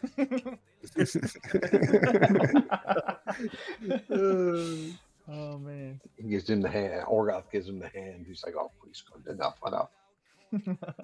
See you later, though. See you later, buddy. Someone in the back is like, Leave McGugan! Leave McGugan! That's the one thing Tikel can say. Leave Yep. Actually, I will allow it. So with that, you now make your way up and you hear the mightiest of Jim Jars. Yes, everything's good. Oh, just the ones I wanted to see. Perfect. Okay, look. Now, Jim Jar's got a bit of... Why do you guys look so sore for sore eyes? Why are you filthy? Can't crap. Listen here, man. Got some stuff. We was about to get some information, and then this giant with 2 heads started going on this rampage. Yeah, So I we know. helped the I oth- lost over another 1,000 gold. I had a strong investments in this Dippin' Dot stands, and then out of nowhere, it's all gone. Everything, every last This whole piece. episode is sponsored by Dippin' Dots. This campaign is sponsored by Dippin' Dot. As soon as you said something about Dippin' Dot stand, I'm just gonna look over at Chris. Flugel Dougal. Flugel Dougal yourself. So It's not my fault. I got tossed 15 feet in the air into that stupid stand, okay? that was you. But that cookies and cream did taste good, though. That was our bestseller. It's all gone. I can't believe it. But you take your chances. Anyway, so oh man, what happened? I heard a raging beast started descending upon the district, and you came in, and what happened? Tikel just goes, Dragglefliegen, du Dagenbargen, Burger And I start translating. So basically what happened was it was a enraged giant that had 2 heads started rampaging in this area. And then you keep going to kill, and I keep translating like I understand. That's pretty crazy, but it makes sense. It makes sense with the crazy times the way they are. I've never heard of a 2-headed stone giant though. That's weird. Draggle. My backpack Wait, smells like rampages mortar. have been going on. Well, a lot Another of giant dragged him off. The madness has been spreading in the Underdark for quite some time. It's people have been going mad and crazy and speaking all kinds of languages.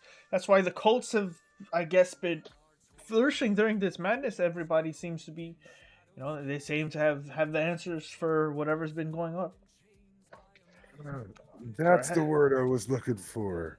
He's got the madness, and I was like, "Do you know how to help Tekel?" He can't. He's speaking those tongues that you were talking about. Lee McGugan. Yes, those.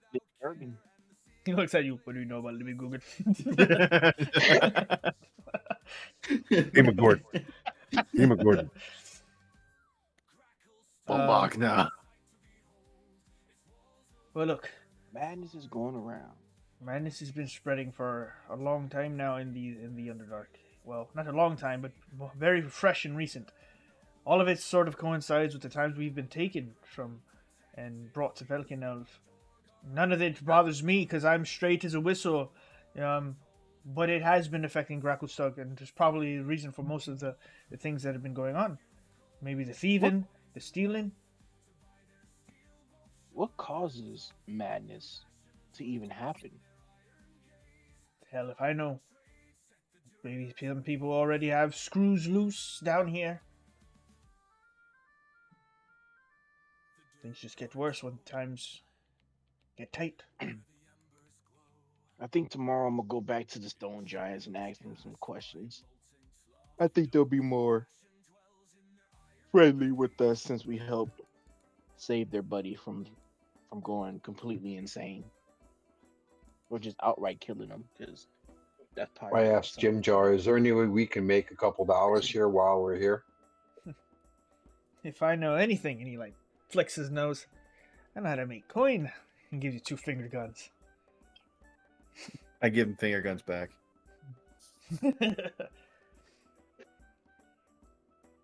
Well, listen, I have the meetings all set up for all of you. If you want to speak with the firekeepers, that's something that we can start working on. If you're looking for make some easy coin, I've got a bit of business that could be handled that actually is getting a bit away from the persuasive side and needs a bit of an iron fist. If you got that going for you, some muscle work. Muscle work. It's up to you, really. If you got the time, if you got the patience, or if you're just looking to rough some people up. I mean, I feel like the talks will be good. Get that out the way first. I And- think we need to.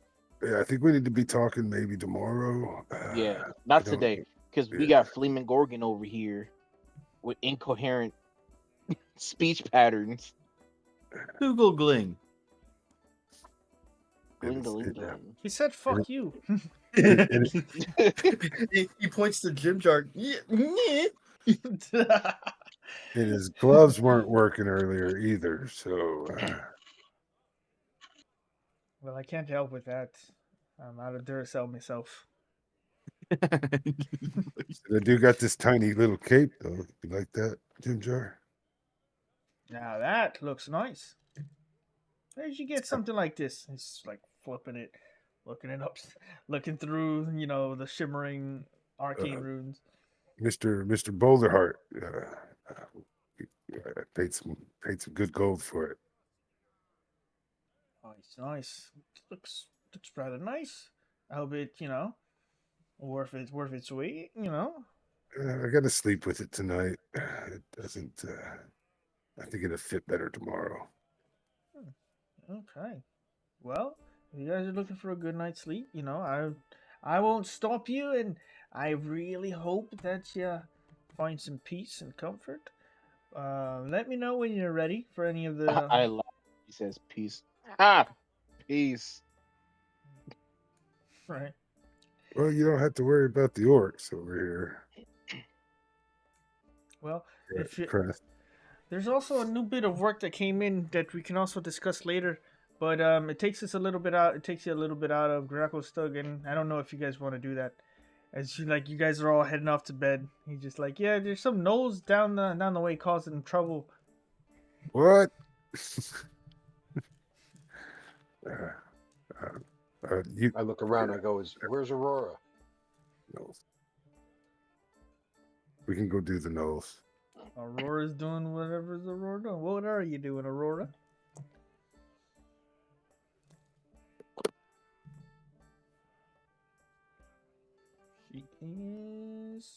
She is praying. She is levitating. Oh, there she is. Hello. Hello. What have you been up to lately? I'm just going back to the room. Okay. Anything you want to get done? Or you'll speak with the party? If they're back, sure. Why not? Yeah. I mean, they are all back here with Jim Jar in the tavern. If you guys want to discuss anything, I'll give you guys some time here. We just bring her up to speed. What happened with the giants? Okay. Jim Jar wants to take care of some Knowles. But I think we gotta go talk to a dragon in the morning. And this guy can't talk right now, so Hmm.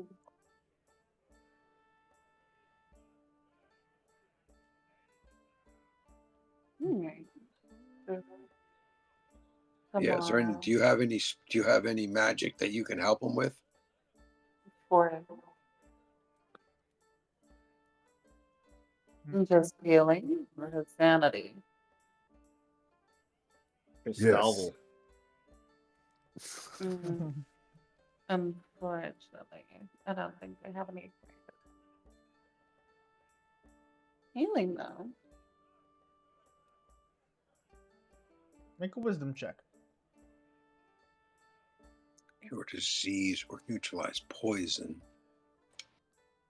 I don't. Nothing really comes to mind that you have that could. You can look through your spells maybe, but off the top of your head, you don't know what's wrong with him. He's just speaking stupid.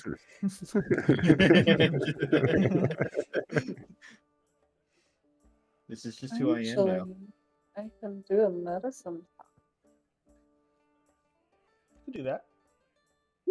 Cure wounds. Would that help them? No, right? Nah. Potentially, but with the medicine check, there's nothing really wrong with him physically. He's just.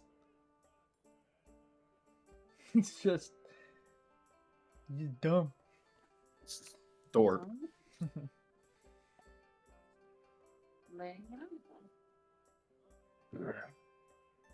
So. what if I talk to a dragon tomorrow?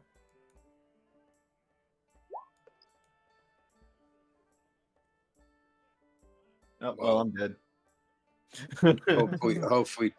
Hopefully you'll be able to say something tomorrow. Maybe it'll wear off. My stun, I couldn't move and now I can. So hopefully that will wear off too. Hope he says. We seem to be living on it.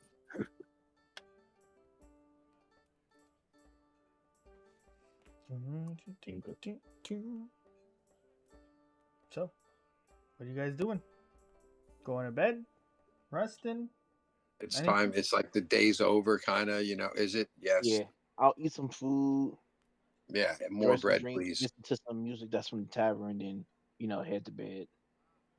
Okay. Pretend to talk with Tequila a little. Yabba yee fishergen, yabba jeebergergen. Slalom, slalom. Slowly. Ah!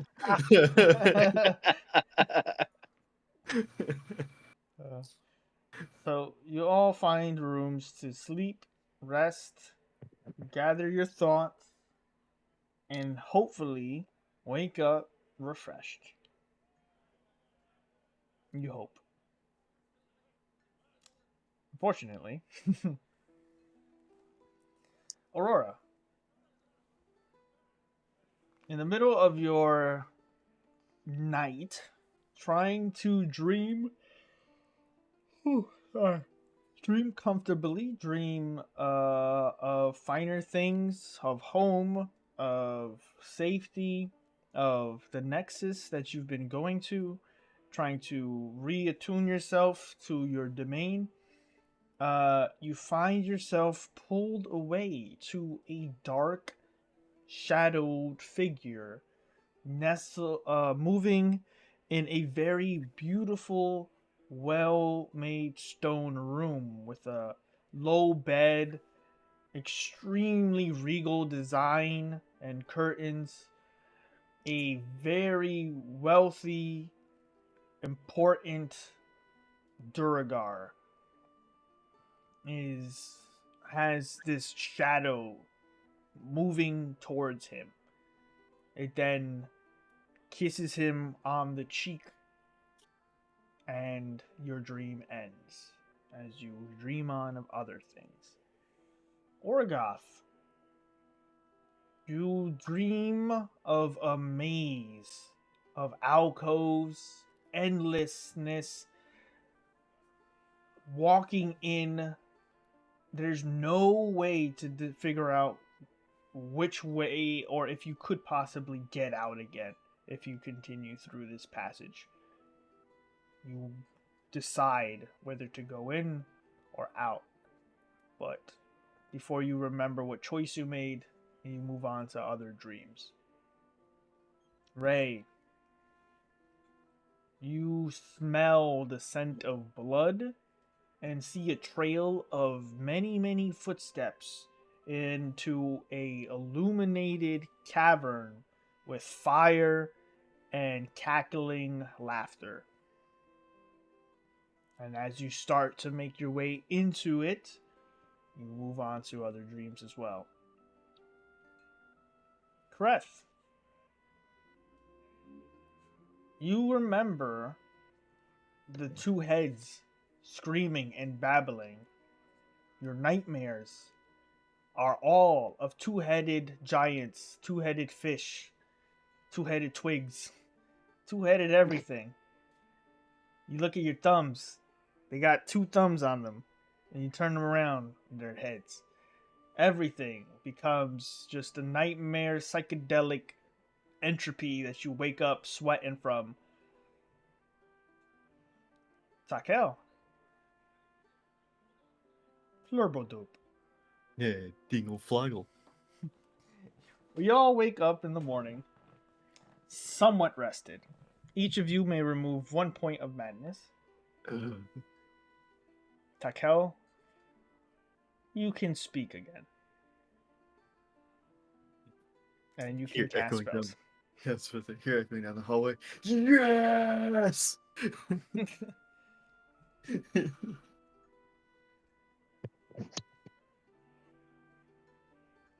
So, Do I still have a tick?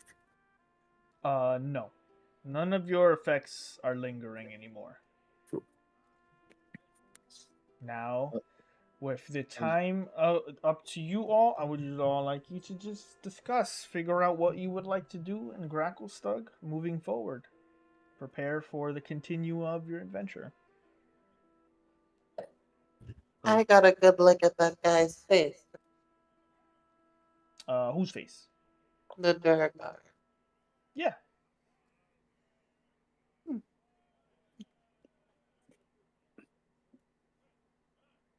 I was thinking going into this day, we can probably do some of the things that Jim Jar wants. Me personally, I definitely want to go back to that shop again because there's a couple things I wanted to look into. But I mean, we can easily do the Jim Jar stuff first. Yeah, I feel like we should get all like the talking and stuff out the way. Maybe 'Cause earn a couple coin before we go back to the shop.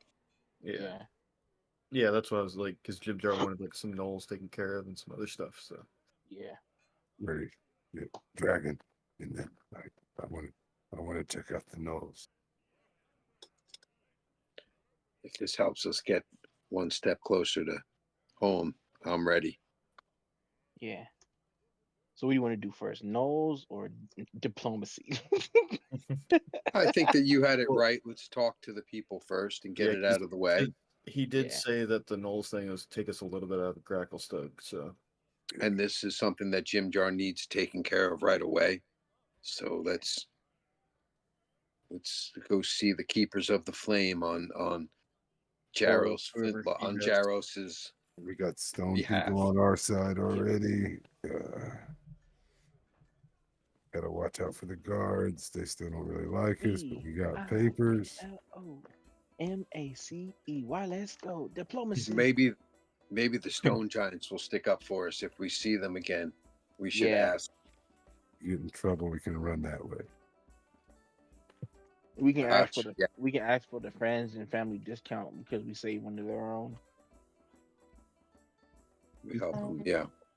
Two heads. We- wanna if- pray. Well, let's see what we can do for Jim Jar first, and then we will see if we can earn a couple dollars so we can go back and talk to Tharnor. They won't soon forget what we did for them. Okay. I'd like to pray. You would like to what? To pray. Sure. Let's see. Meet up with Jim Jar, see if he's got our meeting set up. So you, one second. So you pray in the morning and return to the Nexus, and are attempting to regain your proficiency in religion, right? Oh, that's another thing I can try. Go ahead and roll your check. That's a wisdom check. Guidance. All right, you got 9. There you go. So, with the morning of concentration and focus, you take on a bit more of the knowledge that has been going on with the other clerics, what they pass on to you. You currently now have gained proficiency in religion, so you can check mark that in your character sheet. In religion. So, So now I want to ask the god uh-huh. a question. Yep. Is the Durgar in my dream part of the Dark Demons Council? What's the question? Is the Durgar in my dream a person on the Dark King's Council? I don't know the guy. Is he one of the members that was in that room? The breathing that is with you, this ambiance feeling, it exhales into your mind. No.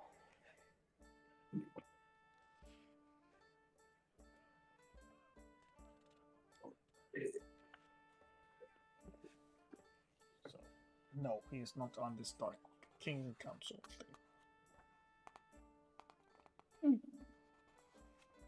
thing.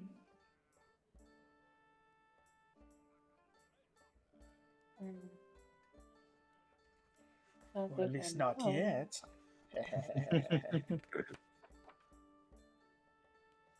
So, with that, you have proficiency in that. You asked your question. Is there anything you want to do? Anything else you want to try or do, or you have any questions? And can I also try for my wisdom? I know. Wisdom. I don't remember what we when we talked about wisdom. Would take a lot more visits and other acts, because wisdom is an actual actual attribute that goes up. At key Okay, what about moments. Yeah. history? History could work on, yeah. Okay, I'll try for that then. Okay, so we can begin on that. So, with that in the morning, what's the first thing you guys would like to start working on? See if my cloak fits me a little better. Yeah, once you attune to it, it does. It takes yeah, 10 I'm minutes. Sorry. just teasing. I was just kind of teasing. No, you're good. Put it on. I slept with it last night, so I feel Hmm. like it's doing something for me now. Other than that, no, just hanging out with the guys, ready to go visit a dragon. Kind of excited and worried, worrisome, scared. Okay. First dragon I get to meet. Yeah, assuming I met a giant yesterday. This place ain't being so bad so far. Yeah, I'd assume we're all probably just getting ready to go to Jim Jar and see what he has lined up for us. So Okay. So sitting down with Jim Jar, he says, "Okay, so I've got many different things that we can work on. What are you looking for to doing first?" Did you ask us to go see the keepers of the flame? Yes, that can be arranged immediately. So, things you should know: the keepers of the flame work with the dragon. The dragon Themberchod has been around for quite some time, a century or two, and they take care of him as best they can. Now, he seems to be looking for, and I quote, outsiders that look tasty. So, I could only think of you guys. That's not particularly encouraging. Well, What you got to bet on this one? it's it's got good odds in my favor. I tell you what, I say, I've got 1 platinum. He eats only one of you, and that one isn't the princess.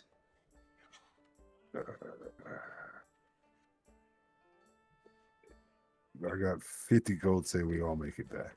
I don't have 10 platinum. Deal.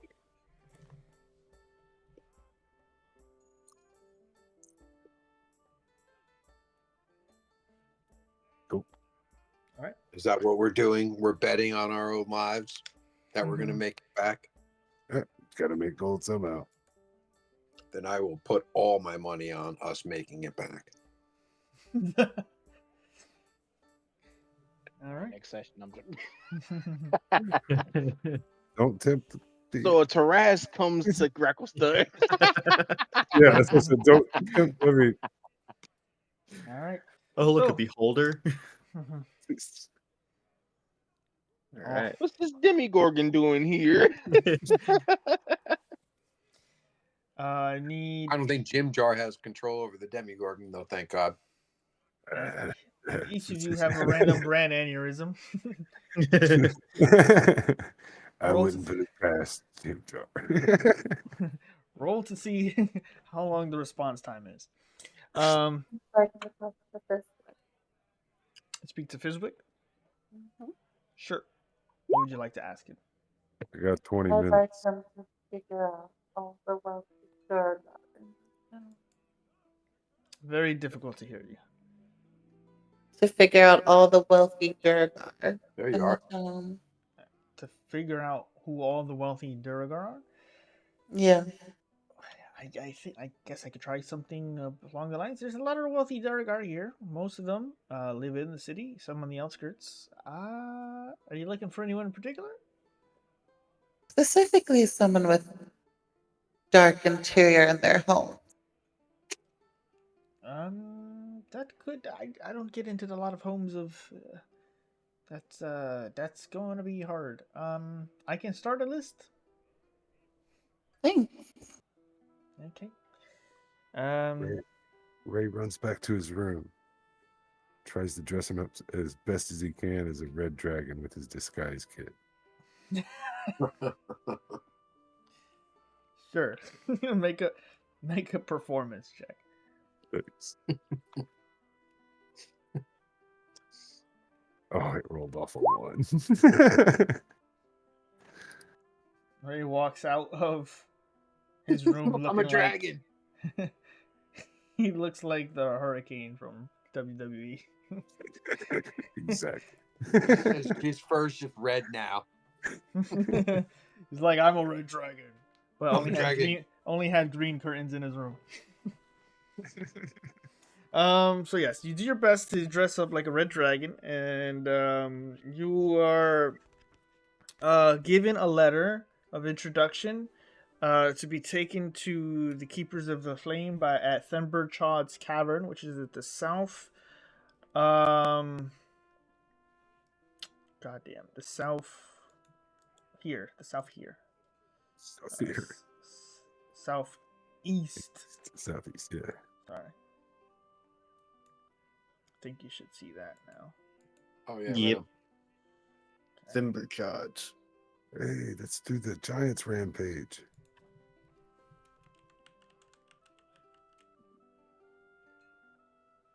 I'm just gonna look at Chris. Let's avoid the Dippin' Dots guy. Yes, big time. That would not be wise. God damn it.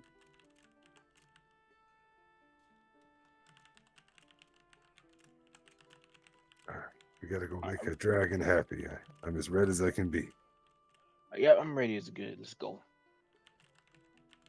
We don't want to waste their time all day. Yeah.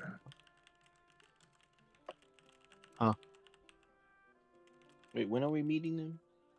Got a letter of introduction right here. Let's go. Okay, Let's so use it. Is everybody coming? It would be better if everybody came this time. Aurora, would you like to join the party?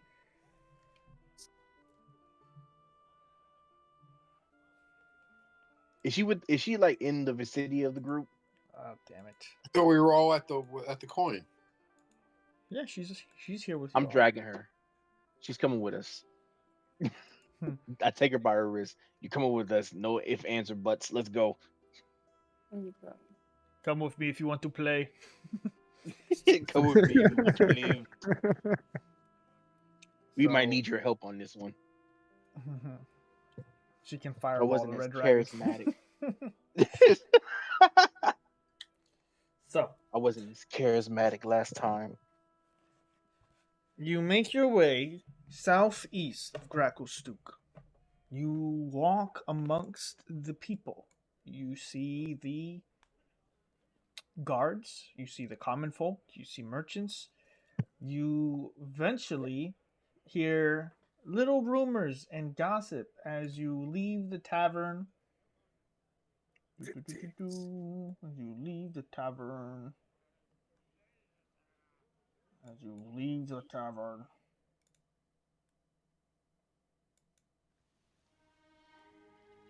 And find yourselves moving about Gracklstugh. You see, eventually, you stopped ever so often as you try to make some headway through here. Now, I must ask you all, do you do any of this stealthily? So Pretty sure. Ray Were we would be- warned that we needed to be stealthy? Well, I'm pretty sure. Like, I probably would have said something about the hooded figures that were coming towards us after the fight when we were heading back to the. Yeah. And yeah, let's head south then, closer to our stone friends before we head east. Stealthily. Whenever I got the ability to talk again, I'm pretty sure I would have said that. I guess. I mean, most of us are gonna be at disadvantage anyway because of heavy armor. Well, I wouldn't say protect. I wouldn't say necessarily. I'm not trying to be stealthy. I'm just Okay. trying to keep a low. I'll try to keep a low profile, but I'm not like stealthy. Okay. So, You all make your way through the city and find your way making it to the south side. You see before you, as you start making your way to this junction point, the Keepers of the Flame, this sect of devout Duragar priests that serve Themberchod. Clad in these dark robes and adorned with fire motifs, they bear glowing runic staves and masks resembling dragon faces. You see them taking their duty quite serious as you approach, as there seems to be many massive cages at this junction that you enter. Cages charred, some broken, with potential people still in some of them. Some beasts, large beasts that shake the cages, wanting freedom, and some people potentially on the menu. Are they approaching us or are we approaching them? Oh, you're approaching the junction and you're seeing all these people in the cages as you approach Themberchod's cavern. The flame keepers spot you and approach. Can I talk to the captives on the way there? You may try. I just want to know what they're in there for. Okay, so you approach one of them and ask what they're doing in the cage. Chubby looking Duragar goes, I was doing nothing, making no trouble for no one. You've got to get me out of here. I don't want to be fed to the beast. Absolutely nothing. Nothing, I swear it. I swear it on Ladogar's fall. I swear it on Morning and all.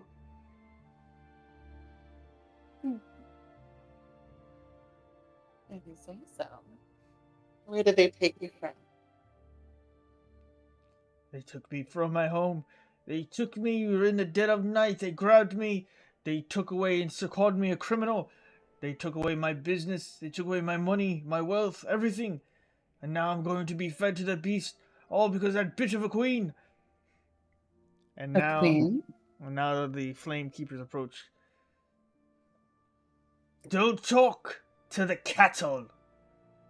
They'll be supped up nicely tonight. What's your business here? We suck. What? Hold up. You. Yeah, I didn't like the way that sounded either. Oh. We have a letter of an introduction. Where the hell did Jarrow send us? Hold on. There's so much stuff happening right now. A red-looking bugbear instead of there with a letter. Oh God. Trying to be official. As you hold it up high, He must say a letter of registration. Yeah. Read your introduction. As you're holding the letter high above your head, Duragar are short folk, but with their staves in hand. With their staves in hand, looking at you, just waiting. I bend down instead of moving my arm down to hand it to him. You all feel a breath of smoky fire and sulfur as it comes from the cavern and spreads out in this area. You see the adorned Keepers of the Flame grab the letter and start reading it.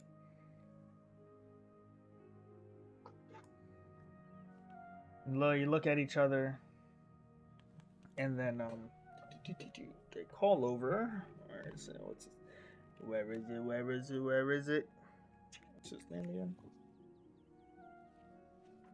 Back. What's his name? Just had it. Thaddeus.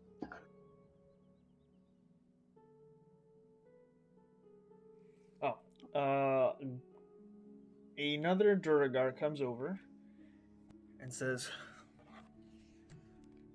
welcome. I was expecting you.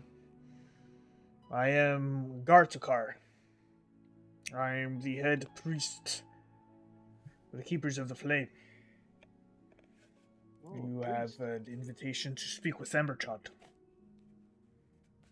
Yes, we do. I would ask, what is your intention?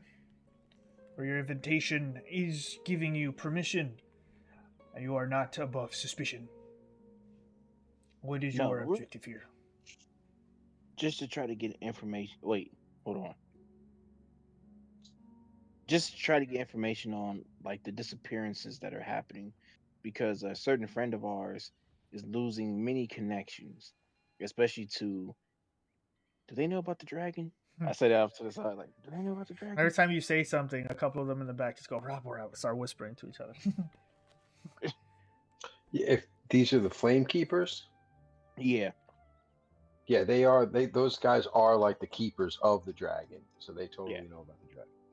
So We'd But yeah, like yeah. So to I thought we were cast to spell. help or entertain the dragon. we're here to help the dragon because of the connections that are disappearing all through Gracklstugh. We're here to help or entertain the dragon. Well, you'll do one of them at least. Looking at I'm the other looking more. priests, he goes, Can I cast a spell before we go further? counterspell. Sure. I'd like to cast comprehend languages. Sure. Now, see, we could have And used. then I'd like to ask the priest, not to be rude, but the person in the cage talked about a queen. What queen is he referring to? Make a persuasion check.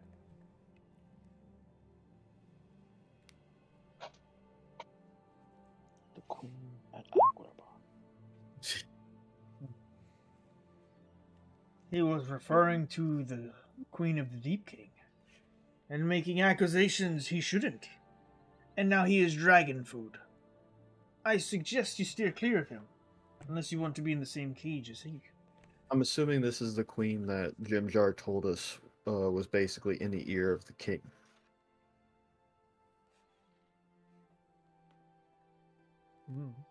Would Okay. that be the deep queen? That's fine. Yeah. We're gonna kill him now. We're not going to kill him now. When the dragon's hungry, we'll call for him. We'll make it a nice, entertaining thing. He likes a little show before his meals. Aurora, why you keep getting Interesting. random people just killed randomly? Dinner and a show. That's what I was thinking. It's more dinner and less of a show. It's more of like Deadpool and Wolverine and the Human Torch. I did not. I did not say that. I did not say that. No. See, clear as day. The credits roll, and then we see the end credit scene. What the fuck? Can I do a religion check into the silver thing? Into the Silver Flame. Mm-hmm. That would be Orgoth's order. Is that what you're looking for? I think she means this the one that we're talking to. Oh, Yeah. The Keepers of the Flame? the keepers of the Yeah. flame. Yeah, sure. Yeah, that's not my order. They're like, whoa. He's like, whoa. Ray planted a seed. He's like, dragon. I don't do that tongue thing. It's like, I am a paladin, not a cultist. Get it right. Keepers of the Flame, not a well-known organization, not any that has no grounds in anything divine or even well spread. It is definitively something kept within Gracklstugh, a very specific sect of priests that tend to the dragon.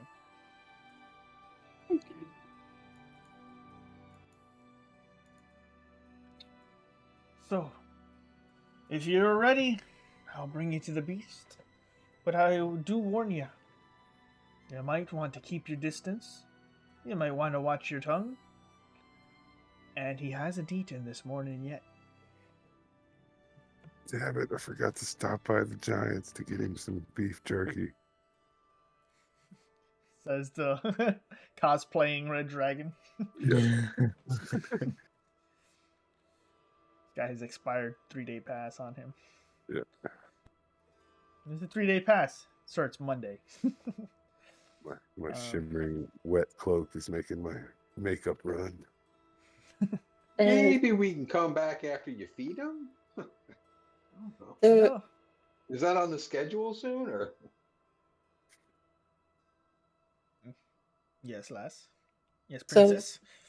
they're devout followers to the dragon. So Yes.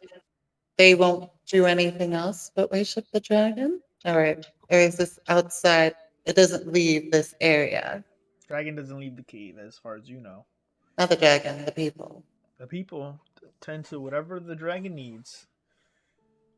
So if the dragon is gone, do they just disperse the religion or they look for a new Don't know. like ruler? Don't know. Keepers of the flame. Keep the flame. This is the way. Perfect. This is the way. This is the way. Fucking, this is As everybody walks in like a Mandalorian. The group of you are he gives birth, points over, and you see a dark cavern with fiery lights and warmth, just giving off heat, a definitive sweat now on the back of all of your necks as you prepare to meet Themberchod, the wormsmith of Gracklstugh. Before you enter this area, is there anything you guys would like to do or would have had done before you continue? I've been conversing with the guys and wanting to walk in to make this guy happy. No. I don't think I have anything else. I'd cover myself in asbestos. I don't know. Okay. So, with that, you enter Themberchod's cavern, his lair. Have any of you met a dragon before? No. Nope. Only kobolds. I probably read about them in my library, but never seen one in real life. True, actually. As you recall the times in your palace, in your time as with your education and upbringing, you all step forward, and the fires spit out in the shadows of the wall. And with that, we will end tonight's session. Oh no! I don't know what could happen. Could be a long thing. Don't know. Yes. Last thing I want to hear is someone like, "I fight the dragon."